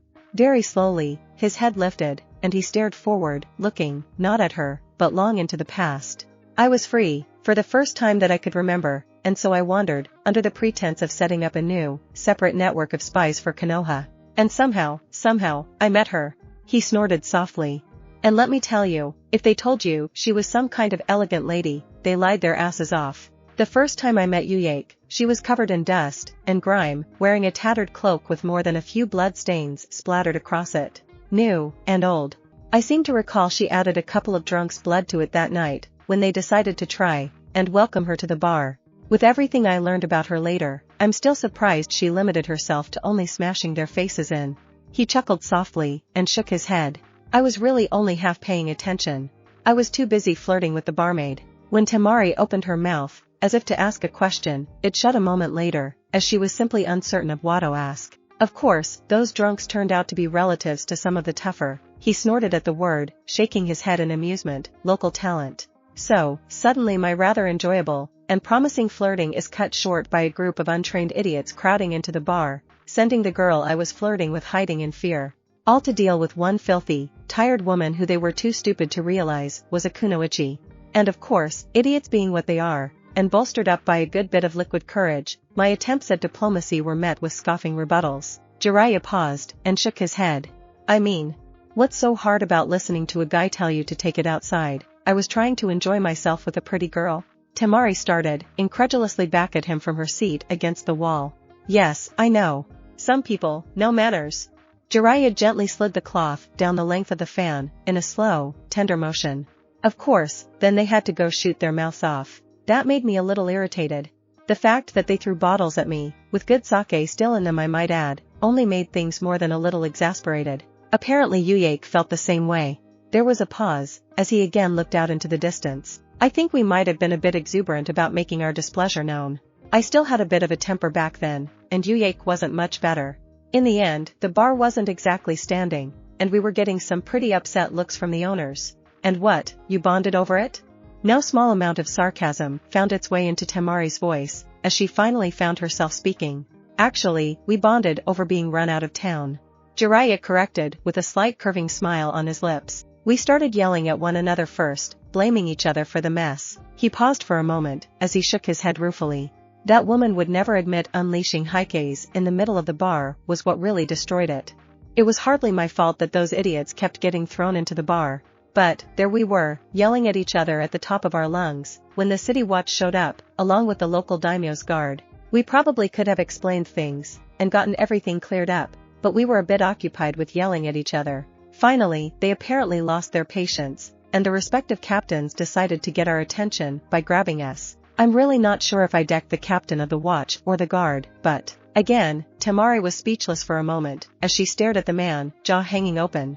Yes, I know, not exactly the smartest thing we could have done. Of course we quickly realized this, and we finally realized now was the time to actually act like ninja. You ran. Temari translated. Like the wind. Jiraiya agreed with a nod of his head, and a smirk on his lips, before he carefully shifted the fan over, and began to go to work on its other side. In completely opposite directions, but somehow we both ended up going to the same town, and the exact same bar.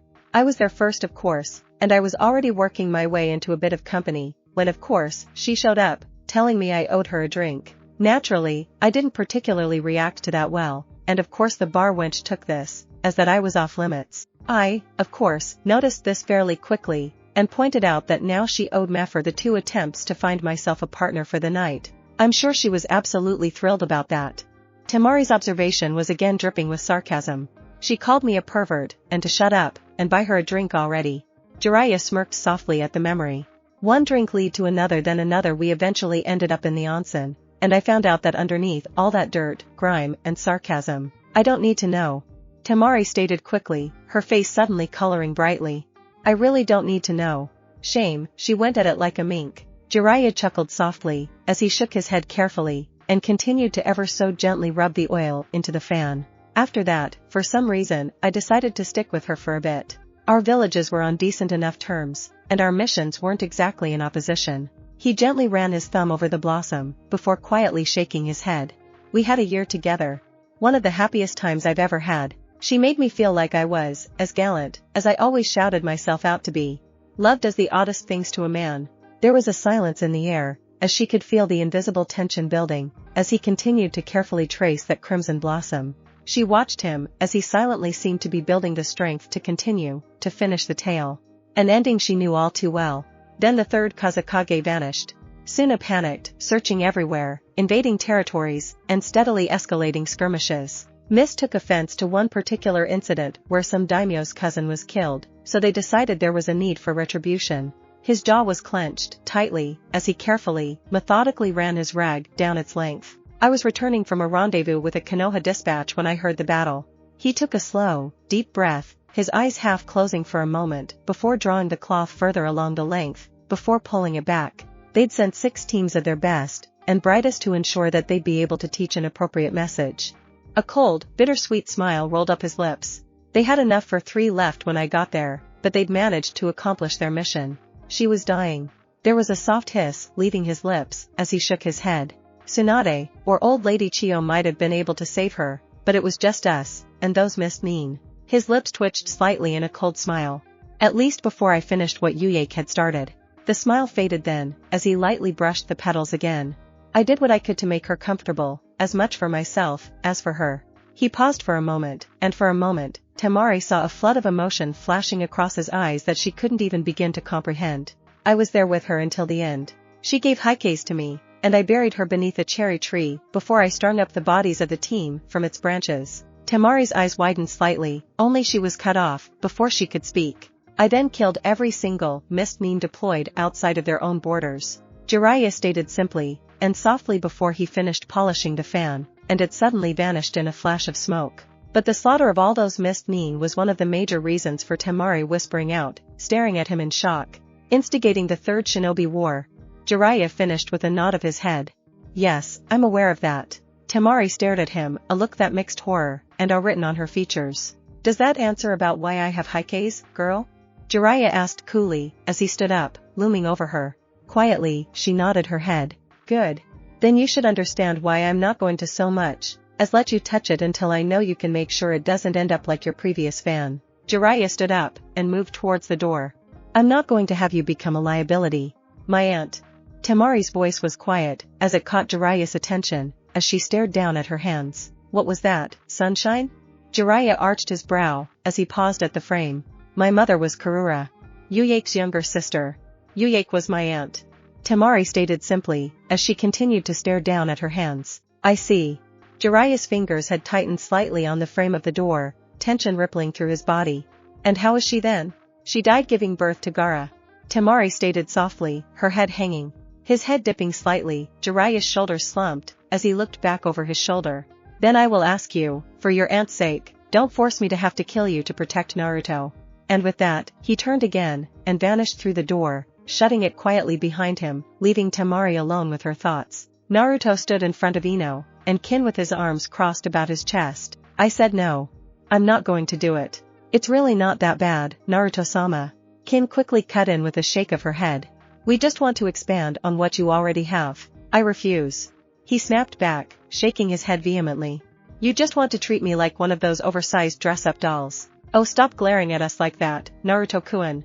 Ino cut in with an entirely too innocent grin, as she leaned forward enough to bat her eyes back up at him. It wouldn't be that bad, would it? My money, I spend it how I want to spend it. Naruto snapped back, and shook his head, as he glared back at her. And why were you looking at me like you got something stuck in your eyes, and you want me to see if I can see it? You know the old pervert is paying, right? Kin quickly reminded him, before smirking back at Ino. And remember what you said about how much she sucked at seduction? That's supposed to be seductive? Naruto repeated, as he stared at Ino in disbelief. It would be if you weren't so oblivious. Ino grunted, as she crossed her arms about her chest, and huffed softly. Most guys. No, you just suck at it. Kin confirmed with a snicker, before tilting her head to the side. I do not suck at it. Ino shifted her glare from Naruto to Kin, as her voice slipped into a growl. Take that back. Name one guy you've managed to seduce. Kin countered in turn, as she smirked at Ino, through her mask. Ino paused for a moment, her mouth opening then shutting, before she glared at Kin. It's not my fault they're immature idiots that can't appreciate it. AKA, you suck. Kin agreed with a nod of her head. And not in the way that guys like. Huh? Naruto blinked a bit, as he looked from Kin to Ino, and then back again. Well, if you want to know, I'll be happy to show you, Naruto-sama. Kin reached up, pulling down her mask, to slowly run her tongue over her lips. I'm sure you'd find it very stimulating. Naruto looked back at Kin for a moment, staring at her blankly, as he processed exactly what she'd said. Suddenly, his face broke into brilliant blush, and he shook his head. You're being a pervert again, aren't you? I stopped. Kin turned her head, and glanced back at Ino, curiously. Funeral. Ino supplied simply, through gritted teeth, as she glared back at her. Kin nodded her head in simple acceptance. Back to the original issue then. Quickly turning, Ino pointed at Naruto in a vaguely threatening manner. Shopping? I'm not going shopping with you. Naruto's face was returning to its previous hue, as he shook his head. I like my current clothes, they're comfortable. And what happens when they get so worn out you can't replace them? Ino pointed out with a grin. Or when ANBU lady decides to cut them off again. Kin agreed with a slightly distant look. Leaving you all. Wait, she cut off his clothes? Ino's eyes widened, as she was caught between outrage and delight. Did you get pictures? They wouldn't let me. Kin admitted with a grumble, before brightening, but he was passed out, so he couldn't object to me not dressing him up for bed. Oh, you lucky little bitch. Ino whined softly, and shook her head with a huff. I am still right here you know. Naruto's blush was back in full force, as he struggled against his embarrassment to glare back at Kin. Wait, that means you need new clothes to replace the ones you lost. Ino crowed triumphantly, as the realization hit her. You have to go shopping. I'll replace them. Naruto corrected flatly, as he blush died down some. Not you. Oh, come on, Naruto-kun. It'll be fun. Ino was grinning, victoriously back at him, rubbing her hands together in anticipation. Lots of fun. Kin agreed eagerly, her own eyes shining hungrily. And not an ounce of it will be yours. A new voice cut in, as Kakashi appeared, standing on the wall above them. Yo. No fair, Kakashi-senpai. Yugao appeared next to the man, turned her masked face to glare at him, as she let off an annoyed huff. They were starting to wear him down. Ma, when did you become so sadistic, Yugao-chan? Kakashi turned his head, and glanced at the woman, and shook his head with a sigh. And why would you want to destroy Naruto's innocence like that? You have to train them when they're young, otherwise they never learn. Yugao nodded firmly, as she glanced back towards Naruto. Otherwise, they turn out like you. Hence why I'm helping Naruto to never learn that particular trait. Kakashi agreed with a nod of his own. Kakashi-sensei. Naruto replied automatically with a blink, before confusion filled his face. Huh? Hatake-sensei. Ino allowed, her jaw clenched, as she glared back at the man who was apparently intent on ruining her fun. Jackass. Kin's voice was flat, as she glared back at the man. Naruto, Yamanaka-san, bitch-chan. Kakashi's voice was carefully neutral, as he nodded to them each in turn, though he offered a smile to Kin at the end, before turning his attention back to Naruto. You should be careful, Naruto. Shopping with women can be a very unpleasant experience. I go shopping all the time, Kakashi-sensei. Naruto was giving Kakashi an odd look in turn, his brows knitted in confusion. How else would I get my food, and supplies? Yes, but that's man shopping. The kind of shopping where you go by yourself, get what you need, and get out. Kakashi agreed with a simple nod of his head. Girl shopping is a long, torturous experience, filled with the same questions, endlessly repeated, and a veritable verbal minefield where one wrong step can be disastrous. What? Naruto blinked, then blinked again, as he tilted his head to the side.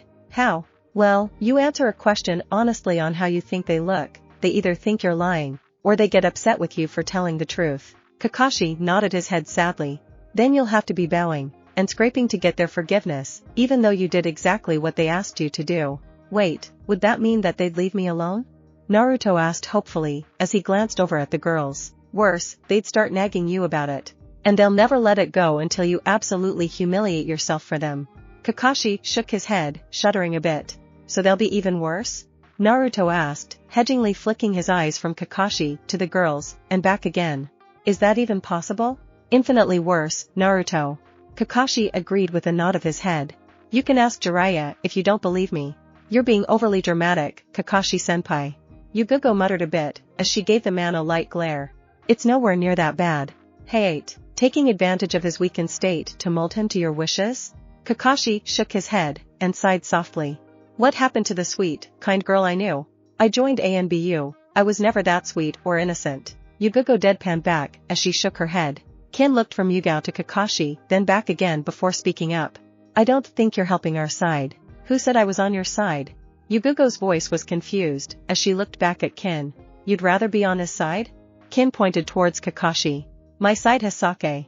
Kakashi answered simply with a shrug of his shoulders. He also used to be my superior in ANBU, and saved my life several times, Yugao added, before pausing a moment. The sake helps though. Though, if you want to go shopping, that store has a shoe sale going. Kakashi pointed vaguely down the street. When all three females' heads turned, he suddenly appeared next to Naruto, placing his hand on his shoulder. My mistake, but I need to have a private chat with Naruto, so I'll see you all later. Naruto managed to let off a startled before suddenly vanishing with Kakashi in a swirl of leaves. I can't believe I fell for that. Kin hissed out, as she turned around, and glared at Ino. I don't even like shoe shopping. It's Kakashi. You know you shouldn't, but you just don't trust what he says enough to believe that he's faking. Yugao muttered slightly, and shook her head with a sigh. Wait, you don't like shoe shopping? Ino blinked a moment before she refocused her attention on Kin. The jackass just took off with Naruto-sama, and all you care about is the fact that I don't like shoe shopping? Kin stared back at Ino, incredulously. Can you catch up to him? Ino snapped back with a flash of irritation in her eyes. She could. Kin pointed her thumb towards Yugao. Not really. Yugao admitted grudgingly. There's a reason Kakashi was an ANBU captain instead of a regular member like me. Oh. Kin twitched a bit, and slumped. Damn it, who knows what that bastard's planning to do to Naruto-sama. I'm sorry. Naruto blinked for a moment, trying to clear the momentary confusion from the sudden transportation, as he found himself standing on a rooftop, alone with Kakashi. Kakashi sighed softly, as he kneeled down to look Naruto in the eyes. I said, I'm sorry. For? Naruto blinked again, the confusion written in his eyes. Too many things, Kakashi admitted quietly, as he looked off into the distance, unable to quite meet Naruto's eyes. Most of which I can't tell you about right now. Okay? Naruto blinked a bit, confusion written on his face. I guess? I wanted you to have a normal childhood. I didn't want you to turn out like I was growing up. Kakashi slowly lowered himself until he was sitting on one of the roof's ledges. And at least you didn't. Normal childhood? Naruto stared back at Kakashi, as a bit of heat entered his eyes. I never had anything like a normal childhood. Normal childhoods don't involve people always glaring at you, not having a family, or anyone to rely on. I don't really know much about how a normal childhood is, Kakashi admitted quietly, as he stared off into the distance. When I was your age, were you familiar with who Itachi Uchiha was? Naruto flinched lightly, and slowly, reluctantly nodding his head. Yeah, Sasuke's brother. The one that. Indeed. Kakashi nodded his head quietly. I was a lot like he was. I became a ninja at an age, before you even went to the academy. I never really had a childhood, I didn't even understand what I was missing. Not until it was too late at least. What I mean? Naruto blinked again, staring back at Kakashi. And what's it got to do with you saying you're sorry? Sorry. Kakashi waved his hand lightly, as he shook his head. Not exactly the easiest thing to explain. I just don't want you to be a weapon, or a tool, Naruto. Not like I was, not like Itachi was. I want you to be you. I am me. Naruto blinked a bit, before he frowned slightly, as a memory rose up. You mean, you don't want me to be like Haku was? Kakashi inclined his head a moment, before looking out over Konoha. I don't want you to end up worse than Haku. Worse than Haku? Naruto repeated, the confusion only growing on his face. There are certain people who wanted to see you raised to be a weapon.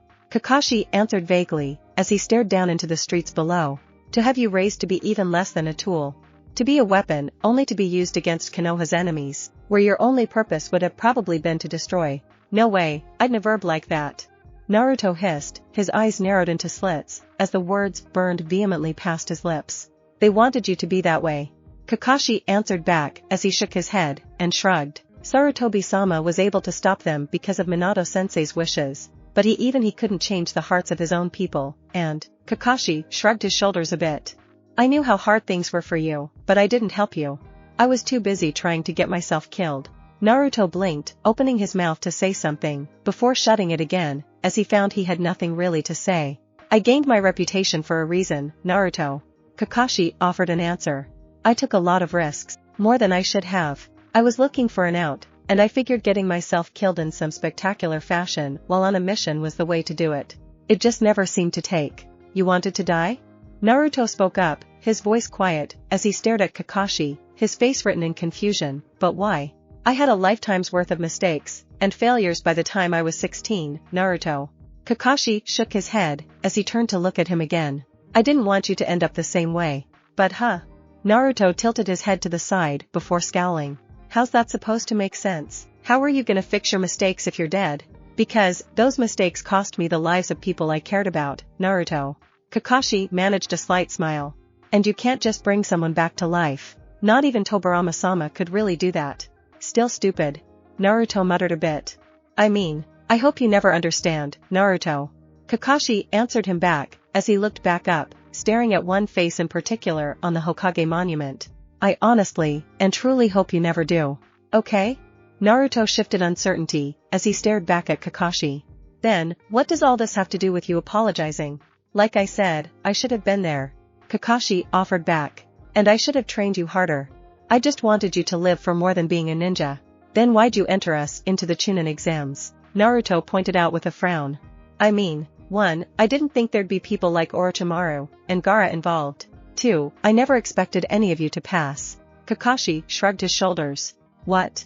Naruto's shout echoed through the streets, as he stared back at Kakashi in sheer outrage. Well, I didn't. Kakashi winced slightly, as he pushed his pinky up into his ear, and wiggled it about. Yeah, a really healthy set of lungs. Then why'd you enter us? I wanted you to see that you weren't ready. Kakashi didn't even flinch from the glare Naruto was giving him. And of course, you have to go, and turn around, proving me wrong, don't you? Ma, you really are entirely too unpredictable sometimes, Naruto. Naruto blinked, then blinked again, as he frown started to form on his lips. You wanted us to fail. Failure teaches us more than victory. Kakashi stated cryptically. And someone who's lost before, better understands the value of triumph. You still wanted us to fail. Naruto snapped back with a growl. I wanted the team to learn that you have to work hard to reach your goals, Kakashi corrected. And that you're not always going to win along the way. I failed the academy exam twice. I already know about failure. Naruto protested with a glare. Who said you were the one who was supposed to learn that lesson? Kakashi stated bluntly, as he arched a brow. Again, Naruto stared back at Kakashi, his mouth hanging open, as he tried to figure out exactly how to respond to that, before the word eloquently left his mouth. Huh? Both Sasuke and Sakura don't really understand what it means to fail. Not really. Kakashi shook his head a bit. They don't understand what it means to have everything that motivates you ripped away from them, and know they've failed. But Sasuke knows what it's like to lose people. He understands pain and hurt. Kakashi corrected quietly, but he doesn't understand how to learn from his failures and use them to strengthen himself. He only sees his goal and doesn't understand that he has to fail before he can reach it. Huh?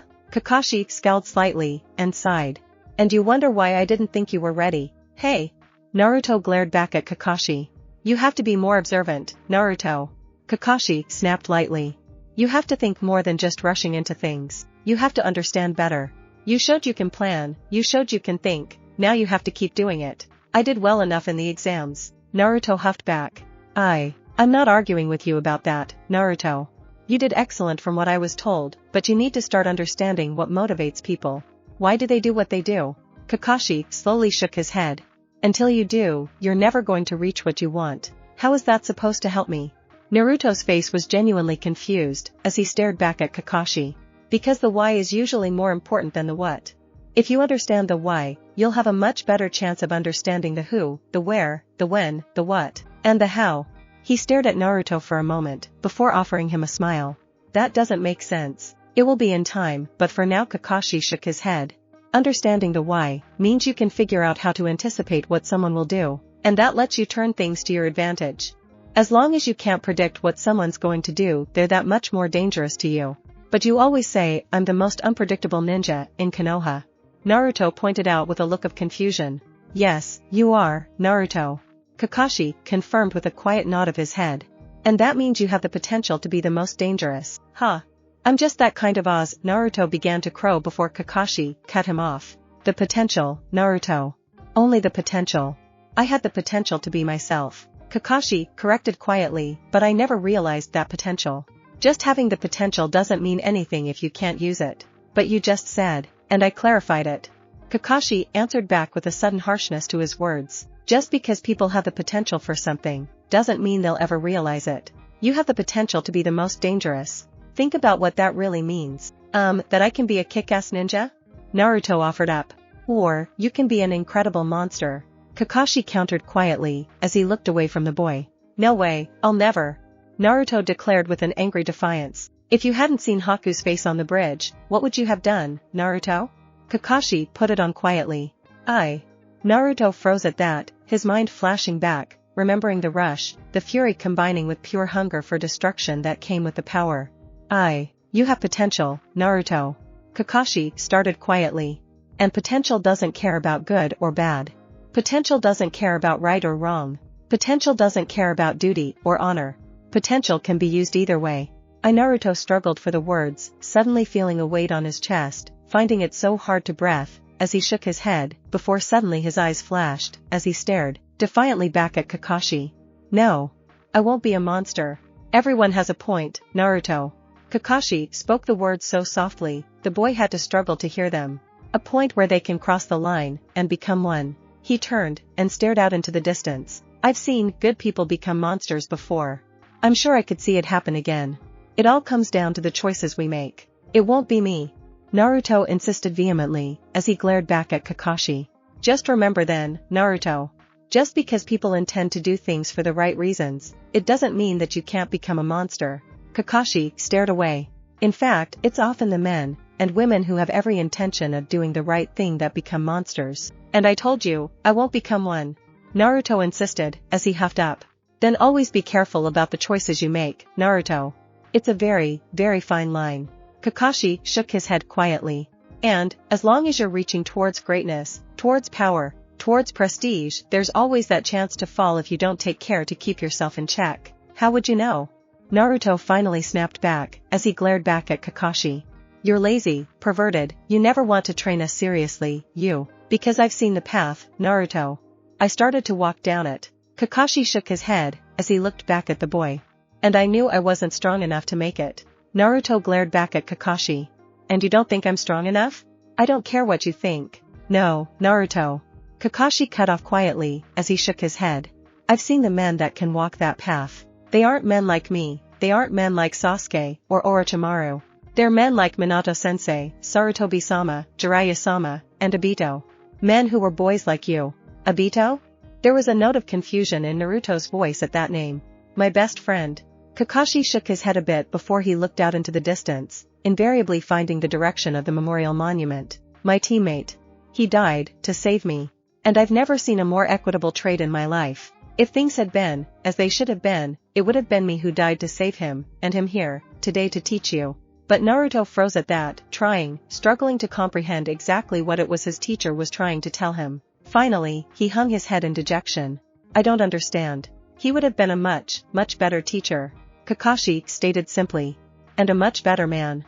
Like I said before, Naruto, I owe you many, many apologies. I just hope I live long enough to give them to you. Naruto stared back at Kakashi for a moment, feeling the uncertainty gnawing at him, before a smile forced its way onto his lips. Then, I better make sure I protect you so you can, right, Kakashi-sensei? For a moment, Kakashi stared back at Naruto, before he reached down, and quietly ruffled his head. That's right, Naruto. That's right. The wind blew, uneasily through the air around them, filling the void of silence, between their words. Mon, what am I supposed to do, while the brat's off running around? Anko whined softly, as she sprawled out in the restaurant's booth, and glanced over at Kurenai. I don't know, what did you do before you started training him? Kurenai, with the vaguest wave of her hand, as she slid into the booth in a graceful shift of her body. You know, missions, and the like? But there. Anko huffed a bit, as she sank back into her coat. Stab this, poison that, gut here, strangle there, blah blah blah. If I didn't know any better, I'd almost say you've grown up, Anko. Kurenai smiled slightly, as she shook her head. Finding missions boring all of a sudden. They're just not fun anymore. Anko countered with a huff, as she paused, before brightening considerably when she saw Kin and Ino walking down the street, in heated debate. Oh. Play tuis. Kurenai followed Anko's gaze, before her hand went up to her face, and she let out a long, suffering sigh. They're ninja, Anko, not. Bah, other people have pets, or toys or stuff like that. Gimme ninja any day of the week. Anko snapped back before suddenly vanishing for a moment, only to return an instant later, depositing Kin and Ino in the booth next to her. What the hell? Kin already had been rising up, and heading towards Anko's stomach, when she found her hand caught in a vice-like grip. Now, that wasn't very nice, bitch-chan. Anko's tone was syrupy sweet, as it dripped past her lips. You'll make me think you don't like me anymore. You just grabbed us, and dragged us over here. What did you expect me to do? Kin snapped back with a glare. Welcome you with smiles, and kisses? Well, that might be nice. Anko tapped at her lower lip before shaking her head with a smirk, but not when the brat's not here to mess with. You know, Anko, it's considered terribly impolite to steal someone's assignment. Yugugo's voice carried in with a huff, as she appeared on the other side of the booth next to Kurenai. It's also considered impolite to join someone's meal uninvited. Kurenai cut in with a glare. Who are you again? Yugugo asked with an audibly feigned curiosity. Ino blinked slightly, as she glanced at the three women. What's with Grabby dragging Jenin off, without warning today? What? Who else dares? Anko half roared, as she sat up straighter in her seat. The jackass. Kin deadpanned back with a glare. Which one? There are several I can think of off the top of my head. Anko asked, curiously. I'm going to guess you don't mean her. As Anko gestured towards Yugugo, Kin shook her head with a look of irritation on her face. You know which jackass I'm talking about. I do, Anko considered the statement before looking over a cold-faced Kurenai. Really, Kurenai-chan? You went, and stole the brat, and you didn't invite me along, for the fun? I thought we were friends. Are you calling me a jackass, Anko? Kurenai's voice was dangerously thin. I was more calling you a kidnapper, honestly. Anko shrugged her shoulders, before looking back at Yugugo, before Kurenai could respond. So, Kakashi? Kakashi-senpai. Yugao agreed with a sour note to her voice, pulled one of his famous, will you look at that ploys? It's sad that we keep falling for them. Anko agreed with a reluctant nod of her head. Kurenai rubbed at her temples for a moment, before letting loose an audible sigh. You know, I used to be able to take you to nice places, Anko. Oh, relax, Kurenai-chan. Anko waved her hand negligently. Life's short enough, as it is for us, stop being so uptight. You're asking her to unsheath her stick, and beat you with it, you know. Yugugo noted with a completely serious tone. Stick? Ino spoke up, as she glanced, warily at Yugugo. Yes, the stick. Yugugo agreed with a sage nod of her head. Please don't tell me you're going to pull that poor excuse for a half-veiled insult. Kurenai leveled Yugugo with a look. Are they suddenly putting those ANBU masks on so tightly they're cutting off the oxygen to your brains? Anko blinked, before reaching out, and clapping a hand over Ino and Kin's mouths, muffling anything they might say. No, I think it's more from the extra blood loss. Someone went, and decided bandages made a wonderful fashion statement, and decided to wear them as a dress. A very poorly made one at that. Yugugo didn't even seem to miss a beat, as she answered back.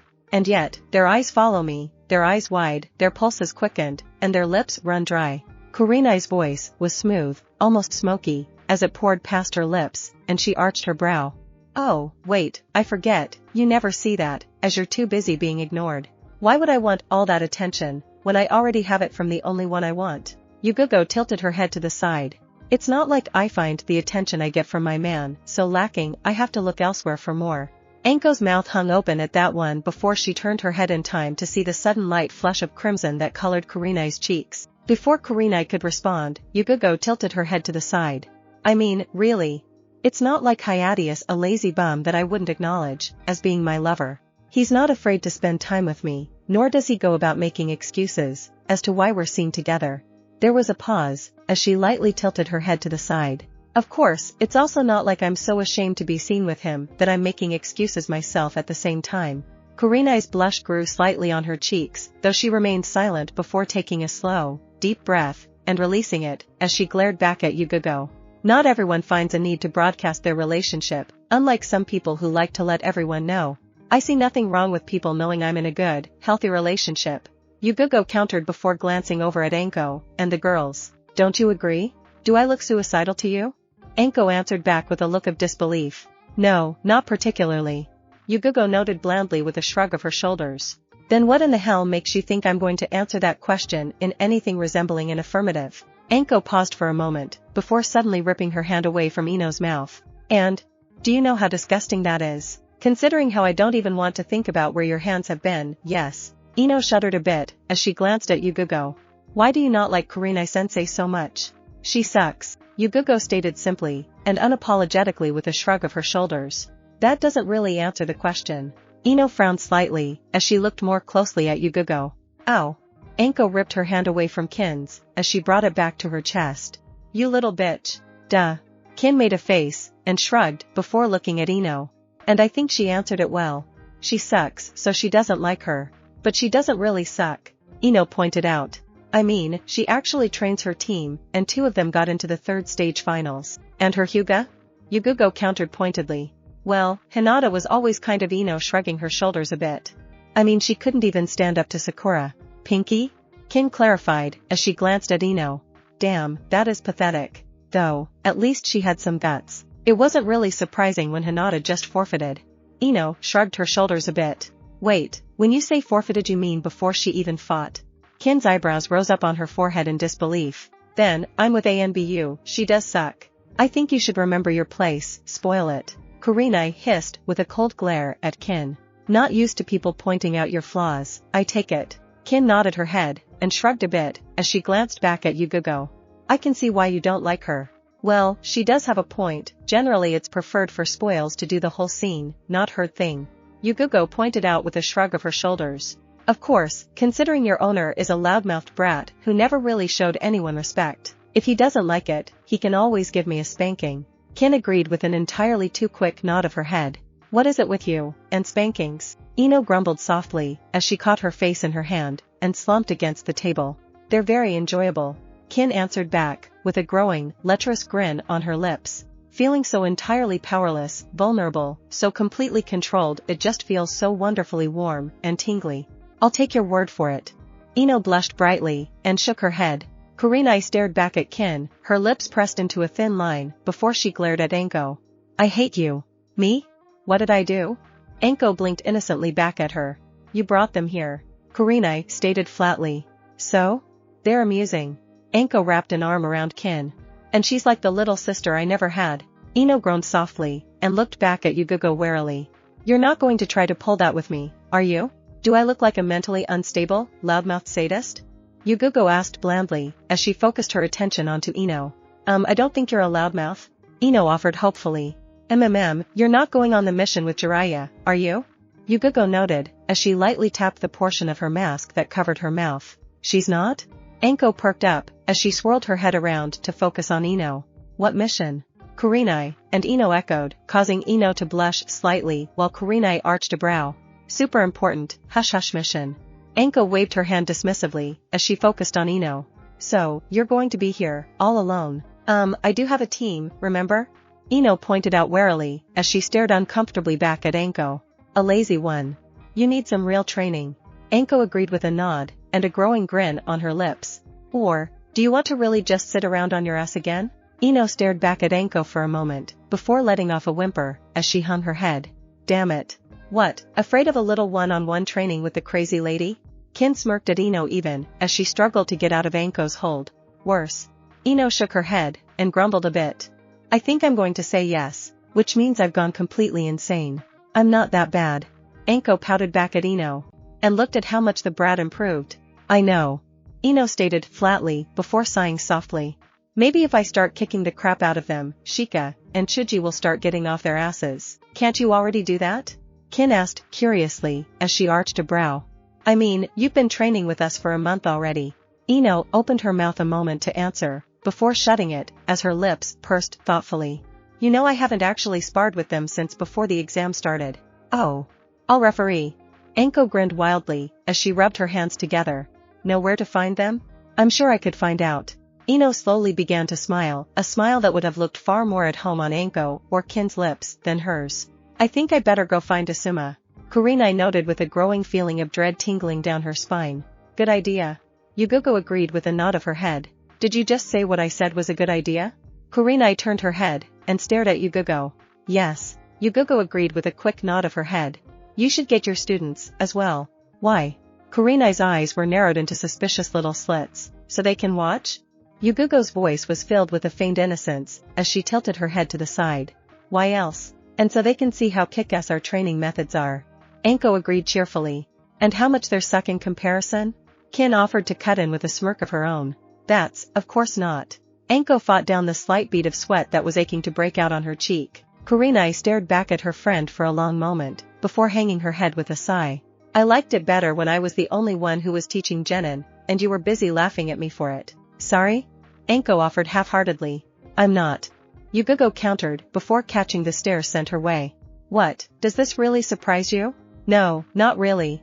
Kurenai admitted with a sigh. Let's just get this over with already. And with that she stood up, and started to quietly stalk towards the door, with the others following behind her. It's completely, and utterly not fair. Jiraiya groaned softly, as he rubbed at his temples a moment before turning. and sending a look at Kin. Will you stop that already? It's hardly my fault that they decided to wait a day for that sparring match. It's still not fair. Kin was almost pouting, as she fiddled with the hem of her jacket. I wanted to see the bimbo show that she can actually do something for a change. I can tell this is going to be so much fun. Temari grimaced a bit, and shook her head, as she glanced over at a perturbed-looking Naruto. Are you going to be silent the whole trip? Huh? Oh, just thinking about stuff. Naruto blinked a bit, as he glanced back at Temari. You talking to me now, sunshine? You're not going to let that go, are you?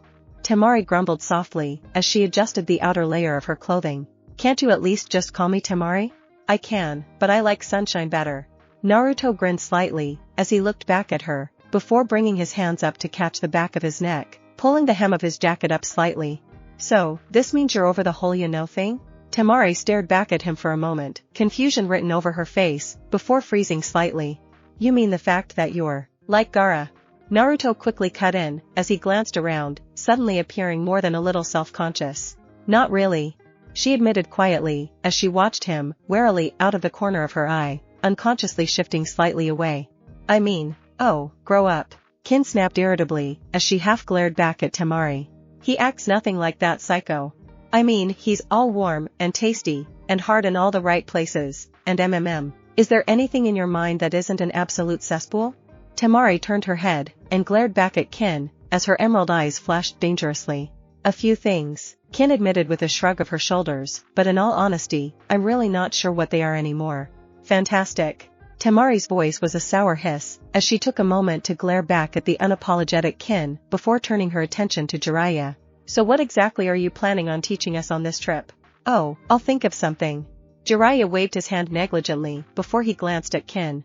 Though, the first thing will probably be to have Naruto teach you the shadow clone technique. Yes, Kin grinned happily, and quickly nodded her head.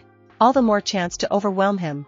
As the rest of them paused, and turned to stare at the girl, she frowned beneath her mask. Wait. That means I'd have to share him too. Damn it. You'd be sharing him with yourself. Jiraiya pointed out carefully, as he flatly stared back at Kin. Still sharing, she repeated firmly with a nod of her head. With yourself. Jiraiya himself repeated his earlier statement, as he stared back at the girl. Still sharing.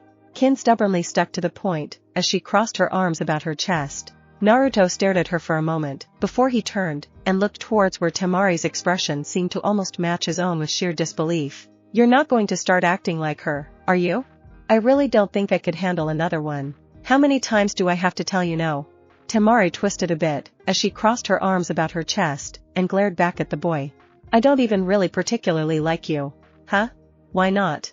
Naruto blinked slightly, as he tilted his head to the side. You seriously have to ask? Temari stared back at him for a moment, before lifting up her fingers. 1. You publicly humiliated me in our match. 2. You tied me up on your bed, and left me there. 3. You took me, as a piece of property. 4. Even if all those other things weren't true, I'd have to actually know you before I could even think about saying I liked you. Oh. Naruto blinked slightly, his head hanging a bit. Sorry? No you're not. Kin chimed in with a grin on her lips. About the whole spoil thing. Naruto quickly corrected, as he sent a glare back at Kin. Ah, yes. Kin nodded her head, as her lips twisted sourly, then her thumb rose up, jerking towards Jiraiya. That was probably his idea, you know. Nope, that was entirely Sensei's idea. Jiraiya shrugged his shoulders, and grinned back at them. Who do you think encouraged me all those years ago? I don't need to hear this. Temari muttered audibly, as she hung her head. I seriously don't need to know about how the god of shinobi was really a pervert that. Well, why do you think they call that technique of the Bratsukage killer? Jiraiya grinned, unabashedly back at Temari. I don't want to know. Temari muttered softly, as she continued to glare back at Jiraiya. Sure, you don't. Jiraiya agreed with that same eye-twinkling grin on his lips. Sure, you don't. Not all of us are irredeemable perverts like the two of you. Temari huffed softly, as she glared from Kin to Jiraiya, and back. The pair blinked a bit, glanced at one another, before shrugging a bit, as Kin spoke up. I'm a hot girl who knows what she wants, and is willing to go for it. Not my fault you're a prude. I'm Jiraiya. The white-haired man answered, as if that was answer enough in, and of itself, before his eyes took on a particularly devious twinkle. Besides, Yuyake never had any complaints about it. As Naruto and Kin watched, Temari's face went blank, then flushed a brilliant crimson, as she glared, angrily back at Jiraiya. You, yes. Me. He agreed with a cheerful nod of his head before straightening up. Well, as I'm still figuring out exactly how I want to get you training, so while she's getting to learn the shadow clone technique might as well work on the basics. The basics, Temari repeated, as she stared incredulously back at Jiraiya.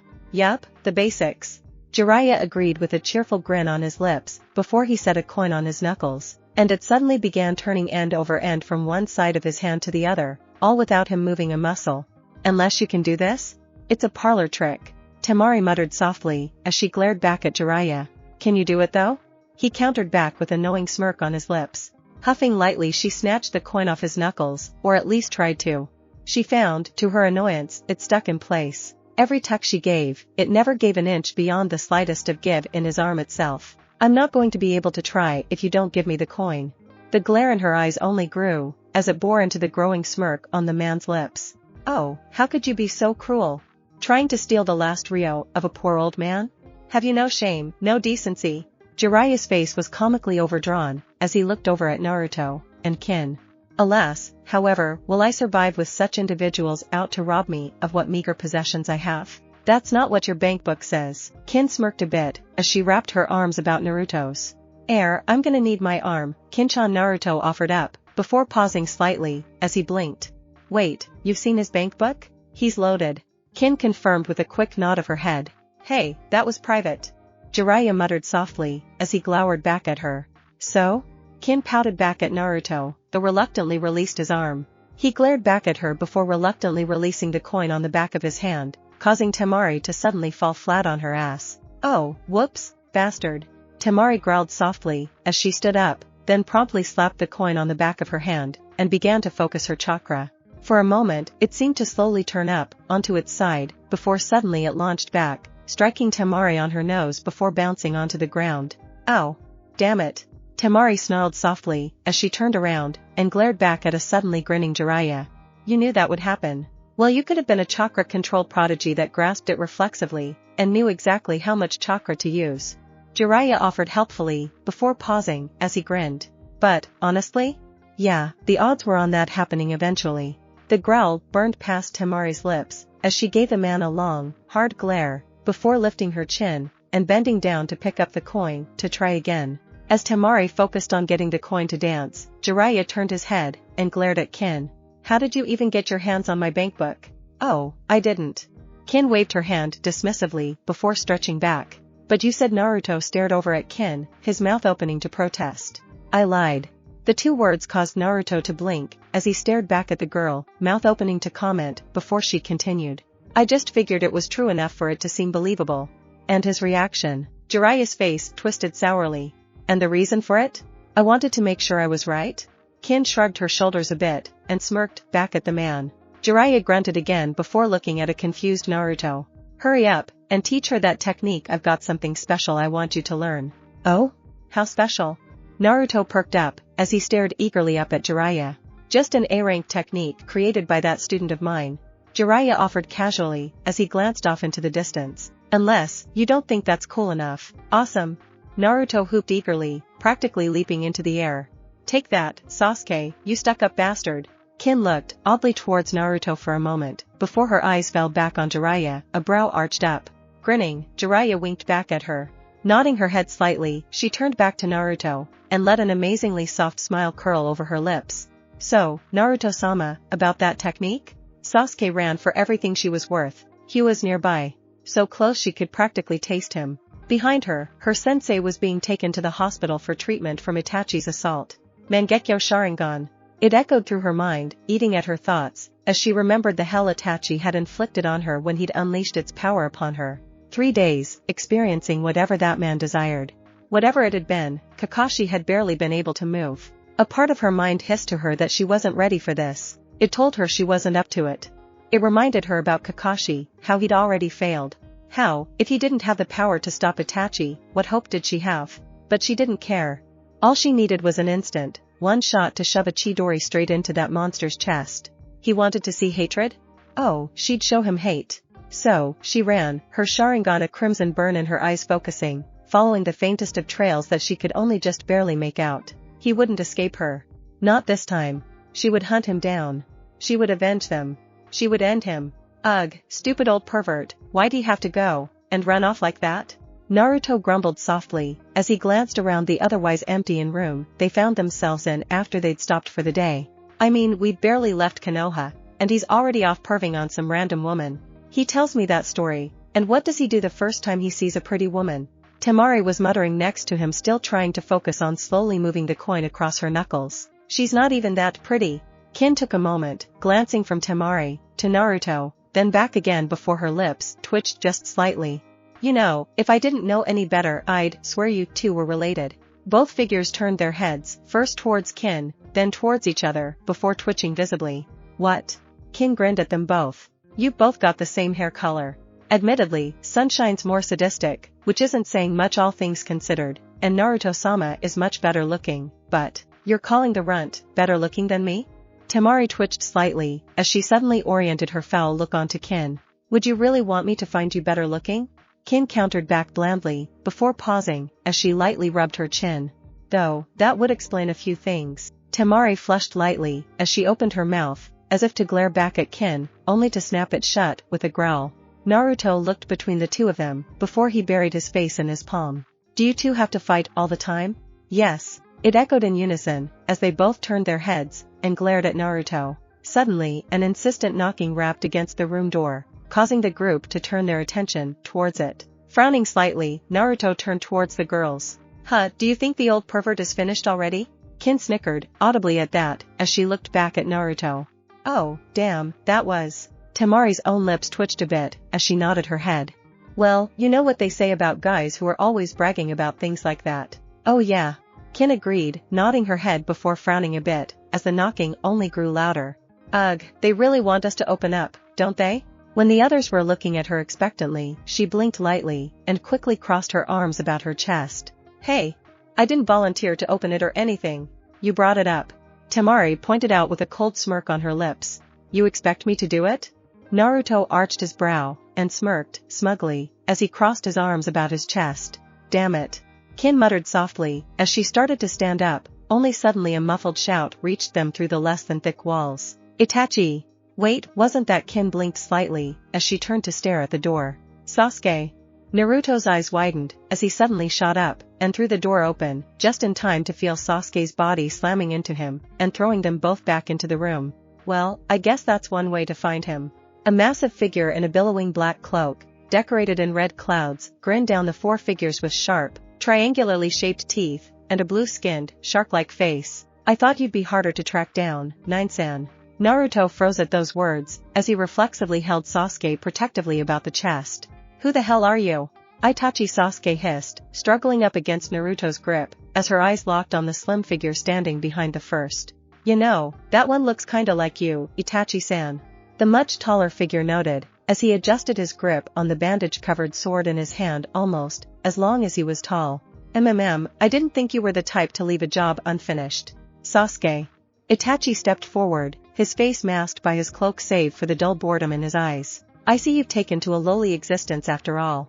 Kin's eyes were wide, as saucers, as she stared at the two figures. Or, more specifically, she stared at their cloaks. Akatsuki. Oh, we've been recognized. I'm blushing, really, I am. The tall figure noted with a smirk, as he casually hefted his sword up. So, Itachi-san, unless you really want to object, I was thinking I'd simply cut Nine-san's legs off so he couldn't run away. Naruto Uzumaki. The red, whirling Sharingan eyes slipped over to the figure Sasuke had landed on. We've been looking for you, Naruto-kun. Are you going to behave, and come quietly, or will we have to be forceful? What? Sasuke frowned slightly, as realization slowly soaked back into her mind, and she remembered what that had said in a flash of clarity. You're after Naruto? Well, it sure as hell isn't you, kid. The blue man chuckled softly, and shook his head, as he lifted his sword. I mean, a runt like you wouldn't even be a snack for Samahata. Itachi glanced towards his companion. Don't bother wasting your time with my sibling. Aw, come on, Itachi. Kisame's voice was cut off, as suddenly his sword was covering his face, deflecting two kunai with a dull impact. Oh, looks like the kid's got some spunk after all. Good. Naruto was pulling himself back off of Sasuke, his eyes narrowed into wary slits, as he held another pair of kunai in his hands. I don't know who you guys are, obviously. If you were, you'd be shitting yourself, kid. Kisame chuckled softly, as he cracked his neck from one side to the next. "Oi, Itachi-san, why don't you see your little family reunion? This kid looks like he might actually be somewhat entertaining. He's my prey, Kisame." Itachi warned the man neutrally, before turning his attention to Sasuke. "Remember that. I was just planning on warming him up for you," Kisame stated dismissively before grinning down at Naruto, as suddenly his sword was slamming down towards the boy. Kisame's eyes widened in shock when the blade hovered in the air for a moment, the bandages covering its length suddenly bursting into tatters, as a number of what looked to be sharp scales flew off its surface in a slight trail of blood. Then, it resumed its fall, and it was Naruto's turn for his eyes to widen, as he reflexively scrambled back. The instant was just enough to bring him clear of the sword's impact, shattering the floor he'd been standing on only moments before. You are something special, aren't ya?" Kisame grinned, as he slowly pulled his sword back, and lightly examined where the scales were already regrowing themselves. "There aren't many out there that can cut Samahata, even a scratch like this." Suddenly, Naruto's hand swiped down, and 2 rents tore up in the floor towards the sword, and again, there was a moment of bandages flying with thin streams of blood and scales, only for the blow to suddenly dissipate entirely, as the chakra behind it seemed to vanish the instant after it struck the sword. His eyes widening again, Naruto jumped back to where he thought was out of range of the sword, and wielded his back almost to the wall. "What the hell? Feisty little kid, aren't you?" Kisame chuckled softly, as he pulled the sword out of the floor, and hefted it up again, as the damaged scales healed themselves before their eyes. "But, I have to say, I'm impressed. Not even little Zabuza could have done that much damage to Samahata at your age." Naruto froze at that, staring back at Kisame with wide, worried eyes. Kin was staring at the figures on the side, her own eyes wide, her hands trembling on. Temari shrank back against the wall, wishing she had anything to defend herself with. Sasuke, however, only had eyes for Itachi, ignoring the events only a few scant feet from her, as she immediately launched herself back at Itachi, only to bite back a scream, as her brother contemptuously struck her down with an open-handed smack. It wasn't taijutsu. There was no refinement to it, no elegance, no tight control with endless possibility. No, it was simply a fast, powerful, contemptuous blow that caught her on the side of her head, and sent her flying into the wall with a heavy smack. Biting back the pain, she pushed herself up to her feet, her back sliding up the wall, as she kept her eyes glaring back at Itachi. Only, she found herself grabbed by the back of her hair, and thrown back out into the hall, again slamming into a wall with a heavy thud. "Sasuke!" Naruto's eyes widened, as he saw his teammate thrown out of the room, moving towards her only to find himself suddenly barred by the heavy length of Samahata. TSK, now you wouldn't want to interfere with their family reunion, now would you, Uzumaki-san?" There was a pause, before Kisame's grin grew even more shark-like. "Almost a shame we have to take you here, and now I always wondered what it would be like to fight an Uzumaki." Naruto didn't have a chance to really answer, as he immediately began to throw kunai after kunai towards Kisame, each one almost neglectfully blocked by a twist of Samahata's hilt. Smirking softly, the blue-skinned man chuckled a bit. "Oh, come on, surely you can do better than that. I'm starting to get a bit disappointed. You're not a one-trick pony, are you?" There was a pause, as Naruto glanced around the room, before looking back at the grinning man, and biting back a growl, as he flipped his kunai into a reverse grip. "No way I'm gonna come with a guy who looks like he should be sashimi." Kisame's right eye twitched slightly before he cracked his neck to the right. "Oh, you just had to bring in the sashimi, didn't you?" Naruto only had time to blink, as Kisame flashed through a series of signs, before his cheeks bulged out. Then he suddenly released a massive torrent of water that smashed into Naruto, blasting him, and the wall behind him away. After a moment, he snapped his mouth shut again, cutting off the torrent, before he slung Samahata over his shoulder once more. "Damned annoying little brat." Temari and Kin sat frozen in disbelief and fear, as Kisame proceeded to jump out of the hole he'd just made, dropping down onto the wet ground with a grunt of annoyance, only to immediately set a swarm of kunai launched at his position. The slight frown that had curled over his lips melted away, as he slowly looked around. He was surrounded by clones of the boy. The street, buildings, signs, anything that could support the weight was covered by a clone. For a moment, Kisame's face fell forward, a slight, gurgling sound almost whispering through the air, before his head suddenly flew back, and his eyes gleamed, as his laughter echoed through the air. "Now that's more what I'm talking about." Suddenly, he swung Samahata about, destroying a trio of clones in a splash of blood then smoke, before the figures could even react. "Come on, Nine-san. Show me what you've got." He slammed through signs in one hand, catching a series of kunai with Samehada in the other before he slammed his hand into the ground. Immediately, a shark erupted from the water covering the street, arching through the air, as it tore through a group of Naruto clones on a ledge, before smashing down into another one, erupting into a light wave of water that sent even more flying.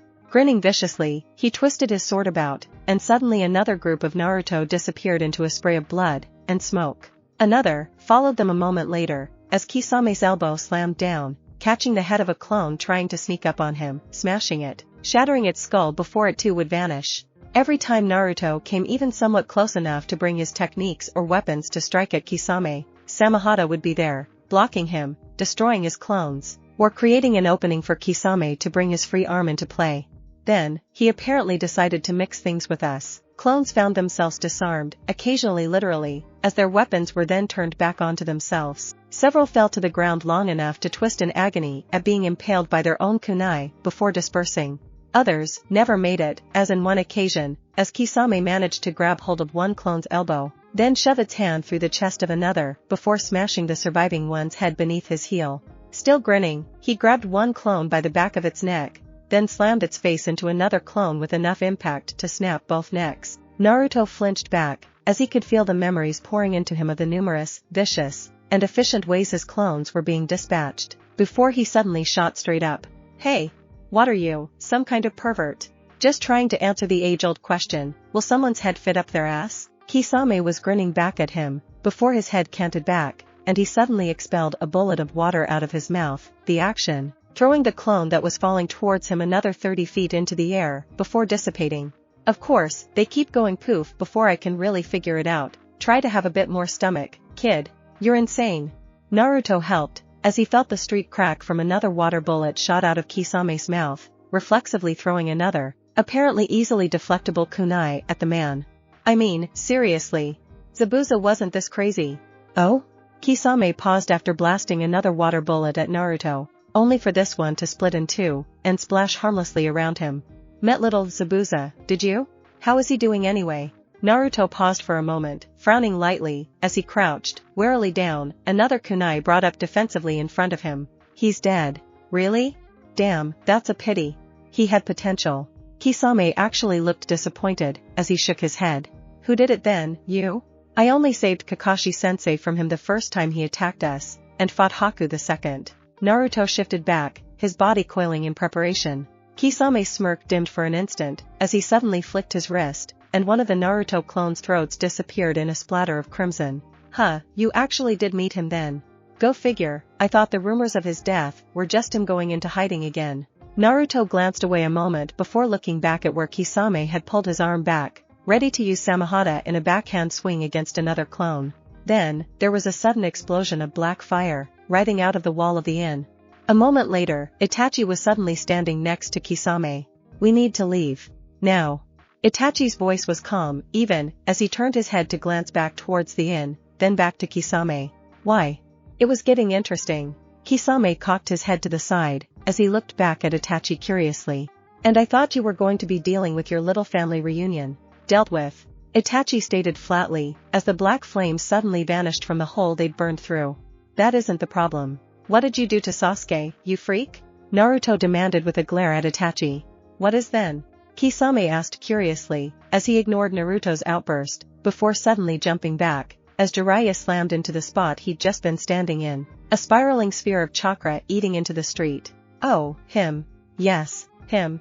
There was a slightest tinge of irritation in Itachi's voice. "You thought he wouldn't notice you knocking out the wall, and fighting Naruto-kun out here in the middle of the street? Oops."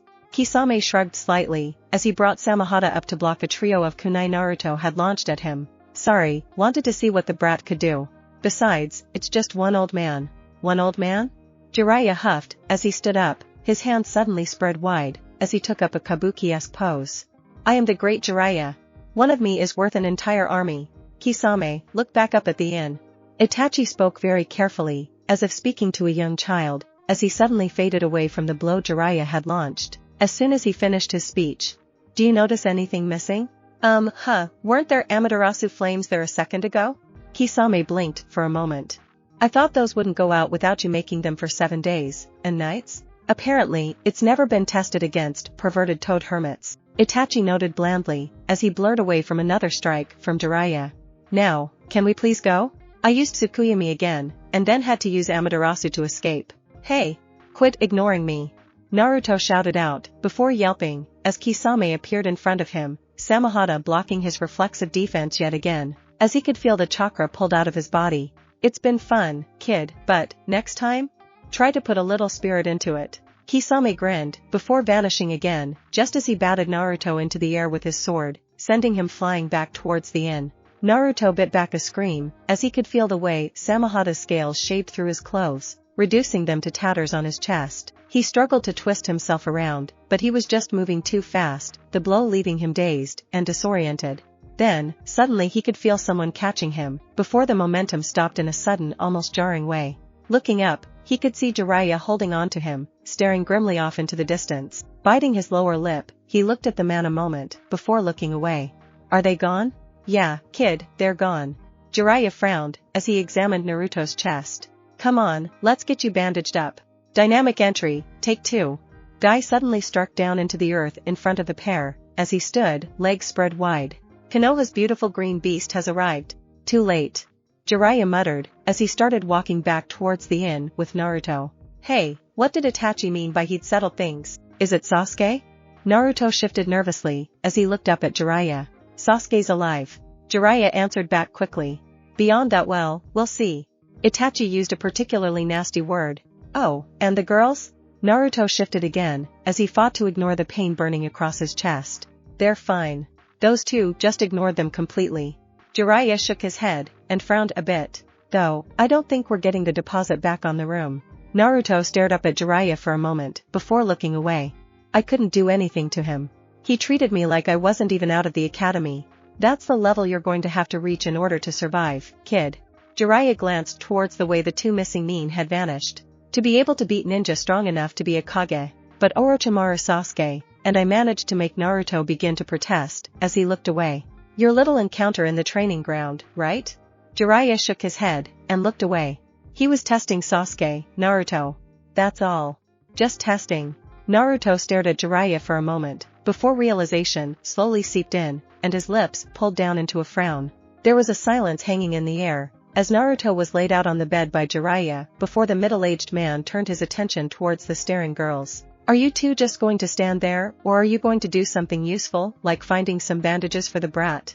Jolting slightly, Temari frowned then nodded her head, as she quickly turned, and darted out of the room.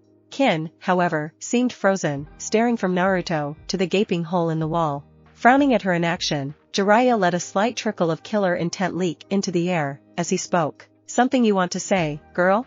That was Akatsuki, Kin declared, her eyes swollen wide with disbelief. How the hell do you know about them? Jiraiya demanded, as he focused his attention onto the girl. We were originally told to just do whatever they asked. Kin shuddered slightly.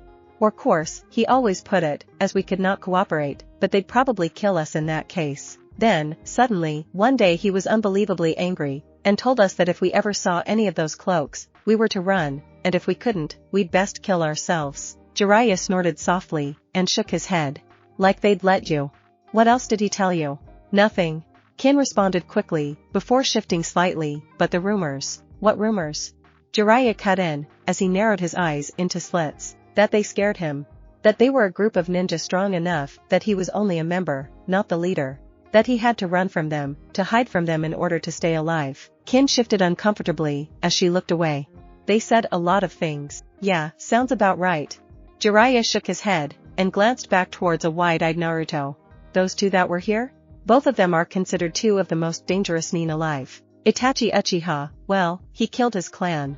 Kisame Hashigaki? Killed Mist's daimyo, and a lot of others.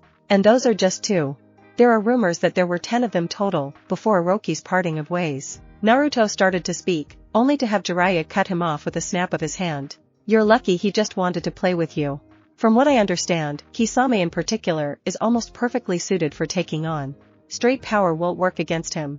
Shaking his head, Jiraiya reached down, and carefully began to remove the tatters of Naruto's shirt and jacket. They know who I am. Naruto stated quietly, as he shifted uncomfortably. His torn flesh was already visibly beginning to heal. Well, yes, with Itachi joining them it was expected. Jiraiya nodded his head slightly in acknowledgement. No, I mean they know about this. He kept calling me Nine-san. Naruto twitched a bit even, as he glanced away. That's what I meant. Jiraiya nodded his head a bit, and shrugged his shoulders slightly. Like I said, to be expected. An unfortunate side effect of high-ranking ninja going rogue, they take the information they knew with them. Naruto stared back at Jiraiya for a moment before letting his head fall back with a frown. Well, that's not fair. Life ain't fair, kid. Jiraiya drew out with a shake of his head. You should know that better than anyone. Naruto flinched lightly at that none-too-subtle reminder before looking away. How's Sasuke? Sasuke will be fine. Jiraiya stated simply before wincing just a bit. Eventually. The sooner we find Tsunade, the sooner we can get your friend fixed up. Fine. Naruto nodded his head, as he stared off into the distance. Do I need to go back to Konoha, and add Anbu-chan to our little party? Jiraiya asked mildly, as he glanced down at his fingernails. Naruto instantly froze, then turned to look at Jiraiya in absolute horror. Seeing the look, Jiraiya smirked back at him. What, you think I wouldn't do it? You're moping. You know how she feels about moping. If Naruto-sama gets me more naked, Naruto-sama, I'm all for it. Kin offered with a shaky grin. I was not moping. Naruto struggled to come up with the right words before he was saved from Temari's return with a metal box. This is all they really had, bandages, and the like. Temari shifted slightly, as she caught sight of the bloody mess that was Naruto's chest, before looking away. Will it be enough? It'll be fine. He just needs it bandaged enough for his healing to take over. Jiraiya nodded his head, as he took the box. Good work. There was a pause then, before he turned his smirk back at Temari. Do you want to bandage him up, and help nurse him back to health? Not in the way you're implying. Temari grunted softly, and shook her head, as she walked over to the wall, and leaned back against it, arms crossed, as she looked away. Who were they, and what did they want? She said something about Akatsuki. They're a group of S-rank missing nin. Jiraiya answered her, as he proceeded to carefully dab at Naruto's chest with disinfectant, ignoring the hissing winces of discomfort. They're after the and, by extension, their containers. Naruto's important enough to warrant those two. What's so special about them? Temari blinked when they all turned, and stared at her incredulously. What? If they're all S-ranked, what makes those two so special? Itachi Uchiha, and Kisame Hashigaki. Jiraiya stated flatly, before pulling out a book, and tossing it at her. Look them up yourself. This is a Konoha bingo book. Temari started with wide eyes at Jiraiya. No. Jiraiya shook his head, as he turned back to focus on Naruto. That's the unabridged version. Temari almost dropped the book in shock, as she stared back at him, eyes widening even further, as she stared back at him. But you don't just give these out. It's an incredible breach of security. Not to mention protocol, and... What's that collar on your throat, and the symbol on your back mean? Jiraiya asked, flatly, as he gave the girl a look. Temari flinched at the blunt reminder, as her fingers tightened about the book. Still, there's no reason to. One of you three needs to know that information.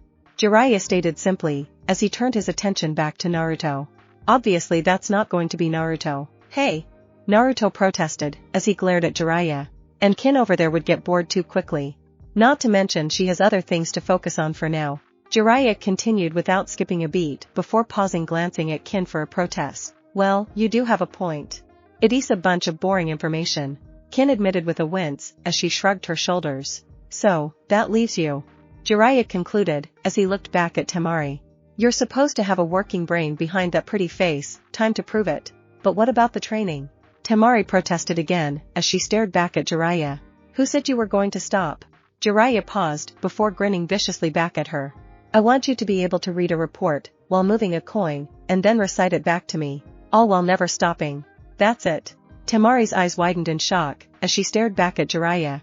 Admittedly, you won't be able to reach that point until you're able to use the shadow clones properly, which won't be for a month or so, but it'll give you something to work on. Jiraiya chuckled softly before smiling sweetly at her. I expect you to be able to tell me everything about Itachi and Kisame by dinner. But you might want to start reading, Jiraiya noted blandly before he refocused his attention back onto Naruto's chest. Temari stared back at the old man for a moment before growling softly, as she cracked open the book and began to read. Oh, how in the hells did you get all this information? Temari stared at Jiraiya, as she sat across from him at the table, the book still resting firmly in her hand. Most of this stuff has to be beyond classified. I'm Jiraiya. He shrugged his shoulders a bit, as he brought a pickle up to his lips with his chopsticks. That he is. Kin agreed with a nod of her head. He has the hot spring peeping spyglass to prove it. Damned right I do. Jiraiya agreed with a nod of his head. Pervert. Naruto muttered darkly, as he glared over his bowl of rice at Jiraiya. Super pervert, he corrected with a gleaming smirk, and a twinkle in his eyes. Again, what does being a super pervert have to do with you having all this information? Temari demanded, as she glared back at him. Very little, Jiraiya admitted with a grin, as he brought a piece of beef to his mouth. Then how do you know this? Temari almost screamed in frustration, as she stared at the man. I told you. I'm Jiraiya. He countered back before chuckling, as he continued his explanation just, as she seemed on the verge of exploding. I also happen to be a super pervert. The two are not mutually exclusive, nor do they always relate. Oh. Temari deflated lightly, as she stared back at him. Then how does Jiraiya explain this? I'm just that awesome. Jiraiya admitted with a grin, and a twinkle. Get used to it. That doesn't explain anything. Temari huffed lightly, as she glared back at the man with narrowed eyes. You want to know? He tilted his head to the side, smiling serenely back at her, as he brought another bit of food up to his mouth. You know I do. Her glare only grew in intensity, as her arms crossed about her chest. Then figure it out. Jiraiya smirked at that, before turning his head away, and glancing towards Kin. So, have you figured out the shadow clone technique yet? I'm getting there. Kin grumbled quietly, as she mildly glared back at Jiraiya. I really don't get what's so hard about it. Naruto grumbled lightly, as he shrugged his shoulders. I mean it's just shadow clones. Yes, well, not all of us can just take to high-level techniques like ducks to water, Naruto-sama. Kin muttered lightly, as he glowered back at the boy. Sorry? Naruto shrugged his shoulders a bit before grinning lightly back at her. If it makes you feel any better, I can't make a regular clone to save my life. Kin and Temari stared incredulously back at him while Jiraiya merely arched an eyebrow questioningly. I'm serious. Naruto quickly held up his hands in protest, before frowning lightly, as he made the appropriate sign. Well, let me show you. Instantly 3 extremely sickly-looking clones popped out, each groaning, as if on their deathbeds, as they weakly attempted to raise their hands with green-tinged skin. Blushing lightly, Naruto reached up, and scratched the back of his head. See? Jiraiya reached out, and lightly poked a finger through the head of one of the clones, watching, as it poofed away into smoke even, as the finger moved through it. Damn, you do suck at them. HRMPH Naruto grumbled lightly, but stayed silent for the most part, as Temari and Kin both stared at him. Finally, Temari carefully cleared her portion of the table, and then deliberately brought her head down against it 3 solid times. I got beat by a brat that can't even do a simple clone technique, and yet throws the advanced versions around like candy. Kin couldn't help but pointed out with a smirk. Joy, an idiot savant. Temari muttered a bit, and palmed her face. I think I've just been insulted again. Naruto muttered softly, as he lightly rubbed at his bandaged chest. Why do you always have to insult me? Why do you always have to ask me to do it? Temari countered back with a huff. I don't think Naruto immediately began, as he narrowed his eyes into slits, as he looked back at Temari. She's just upset, kid.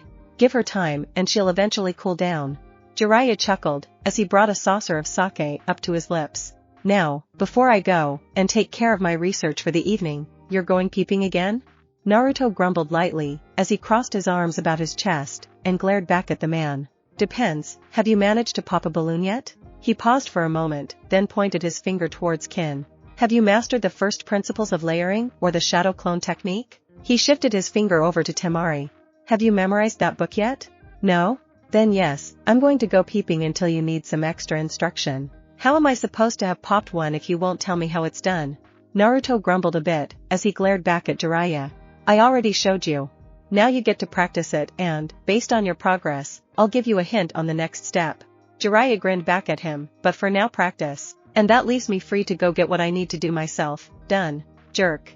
Naruto huffed slightly, before starting to stand up. Fine, I'll get your stupid balloons popped. Finish your dinner first, Jiraiya cuts in, chiding him lightly. You'll need the extra energy. For a moment, Naruto seemed to be staring back at the man, his eyes narrowed again, before he plopped back down, and picked up his bowl again. Fine. As Naruto began to shovel food into his mouth, Jiraiya nodded his head, and rubbed his hands together. Good, now if you'll excuse me, there are some lovely ladies who don't know they're missing my company. Cackling softly, Jiraiya turned, and quickly vanished out of the room, leaving Naruto and the girls to glare at the empty door frame. I think I hate him a little. Naruto noted sourly. Only a little? Temari asked with a dry chuckle while she nonetheless pulled out the book and began to read as she continued to eat. Well, yeah, he is still teaching me cool stuff, Naruto admitted with a grunt before making a sign, and 5 clones appeared in a puff of smoke. You guys know what to do. Each clone nodded his head, pausing a moment to glance nervously towards where Kin was suddenly leering at them, before one spoke up. Boss? You're gonna keep her away, right? Naruto paused for a moment, starting from the clones to Kin, then back to the clones, before returning to Kin. Leave me alone, Kin-chan. But, not until you learn what you have to learn. Naruto nodded his head sagely. Hurry up, and finish eating so you can teach me then. Kin grumbled slightly, as she eyed Naruto a bit then dug into her food. Twitching lightly, Naruto stared at her for a moment, and considered, just how badly did he want to get back to that training. Oh, come on. Naruto grumbled angrily, as he stared at the expanding and flattening balloon of his palm, fighting back the urge to scream in frustration. What am I doing wrong? That doesn't really look like it did when the old pervert did it, you know. Kin, or at least a Kin, looked up from where they were working on dissolving leaves into dust. His was more all kinds of bumpy, and basically spherical. Naruto frowned, as he attempted to remember exactly how Jiraiya's balloon had looked, just before it burst. How the hell am I supposed to? He paused a moment before frowning again, as he focused on the balloon. I don't know. Kin admitted with a shrug, before focusing back on her leaf. Ugh. Naruto frowned a bit, as he stared back at the balloon before he stood up, and stomped over to where Jiraiya was staked out in a window that just happened to open towards the hot springs in the distance. Hey! Old pervert. How about some hints here? Jiraiya blinked a bit before glancing back at Naruto, frowning before he sighed, and faced him. Where are you having trouble? I keep spinning it, but it won't break. Naruto lifted up the balloon, demonstrating, as it swirled out, wider, and wider, until the balloon almost flattened completely. See? Not bad, but, one question. Jiraiya smirked softly, as he turned his attention back to the hot spring. Who said you were only supposed to make it spin in one direction? Caught off guard, Naruto blinked a bit, staring from the balloon, to Jiraiya, and then back again. More than one direction? That's what I said. Jiraiya agreed with a nod of his head, even, as he leered down his spyglass. Now, shoo until you've made more progress, pervert. Naruto muttered softly before hanging his head, as he walked back inside, staring back at the balloon with the rest of his clones. So, we need to try doing it in more than one direction. The clones looked at him oddly for a moment before shrugging, as they again focused themselves back on their balloons. Temari looked up from the book she'd been focusing on, and arched up a brow. Are you really sure you should be doing that inside? You could. A loud pop was followed a moment later by the sound of splashing water, as she dryly finished her statement. Make a mess with all that water. That was all it took? Naruto stared incredulously at the clone who had just succeeded in popping its balloon, before it dispelled itself, and its memories flowed into the rest of the clones. Suddenly, a series of splashes rippled through the air, as Naruto laughed triumphantly. From his post, Jiraiya nodded his head slightly with a light smile on his face, as he looked back at Naruto, then gazed back into the distance. Good now. For the next step, clean up the mess you just made. Oh. Temari frowned slightly, as she watched the way Jiraiya worked at the bar. It seemed innocent enough, at least from what she could tell. The hermit was playing cards with a number of less than reputable-looking men, with sake flowing, as freely, as the words poured past their lips. Whatever it was, the man was obviously learning a great deal, but she couldn't quite understand what was so important that he could be gleaning off of them. Sighing softly, she flopped back into her seat, and pulled the cloak a bit tighter about her body. It didn't make sense. He wasn't breaking into offices without leaving a trace, he wasn't stealing papers off of ninjas, he wasn't interrogating captured ninjas, he was just sitting there, drinking, playing cards, and talking.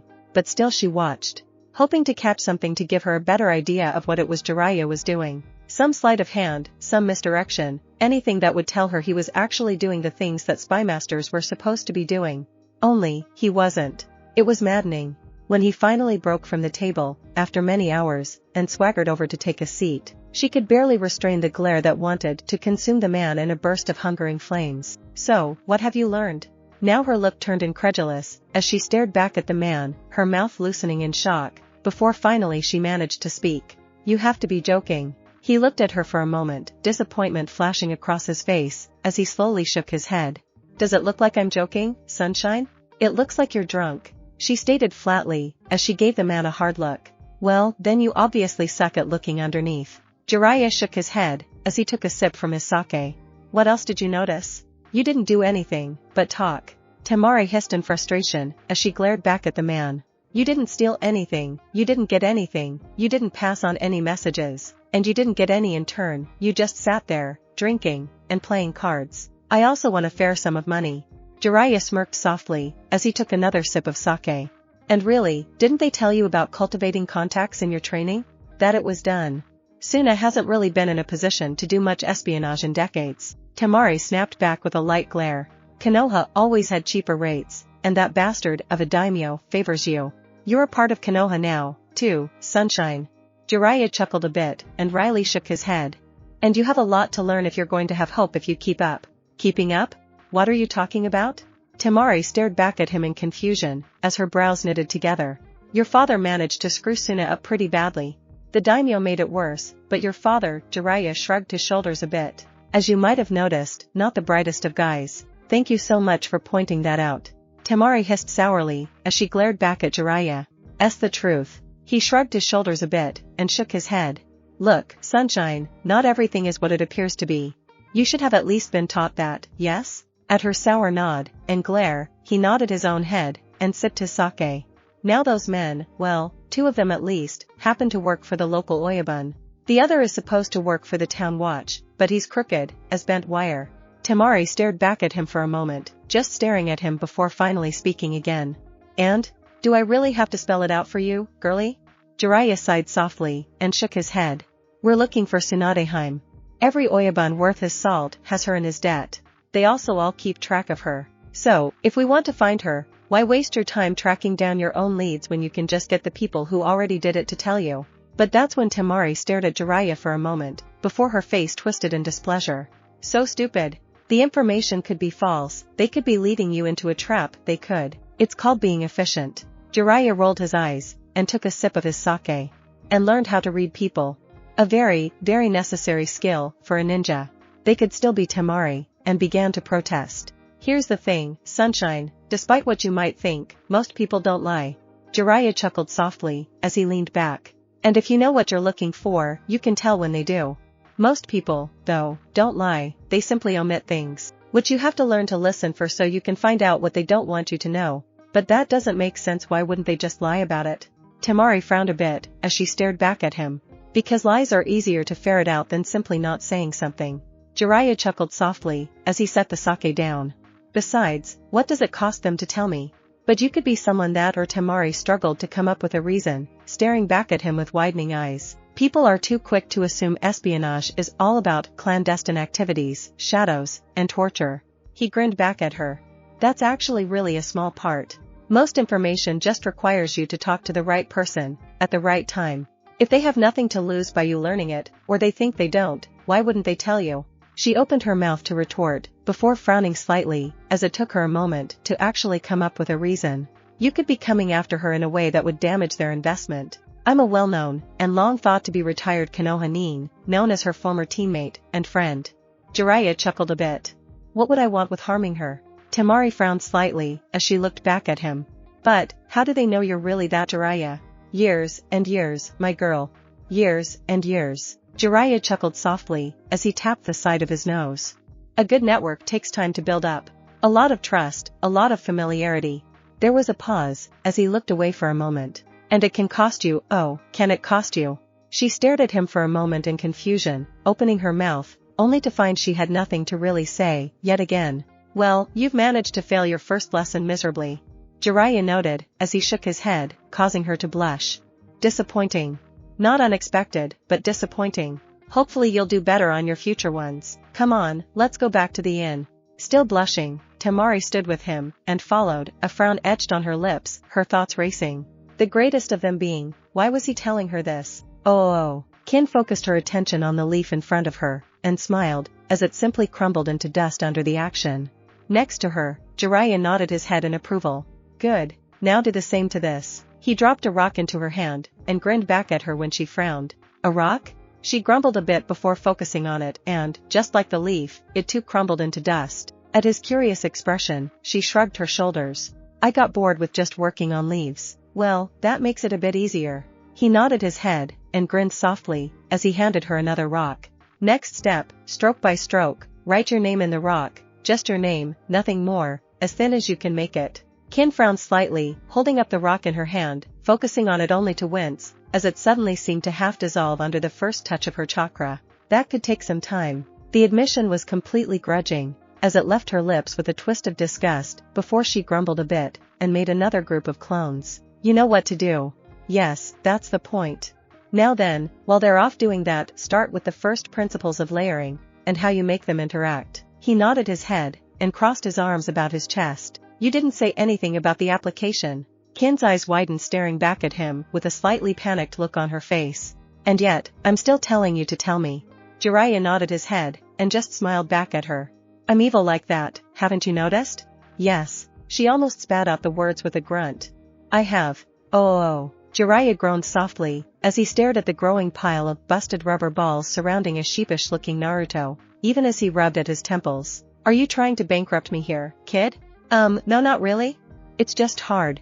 He blushed brightly at the admission, and scratched the back of his head. Didn't you bust a lot of balls when you were learning it? More like Minato, busting mine. Jiraiya muttered, as he remembered the positive glee his student had taken in his tutelage of his sensei. Just here. He reached into his pocket, and tossed the boy a bag of Rio. Just take it, and get some more. Just please try, and make these ones last? You're trying to blow them up, not poke holes in them. Right, blowing them up, not popping holes in them. Naruto grinned slightly, as he took the Rio, before looking sheepishly back at Jiraiya. What do you want me to do with the rest of them? There was a pause before Jiraiya suddenly grinned a bit. Oh, I'm sure we can think of something. Elsewhere, a man in the shadow suddenly felt a shiver running down his back. Thanks for watching my video, and make sure to check out the author of this fanfic. Link is in the description. See you next time. Till then, sayonara.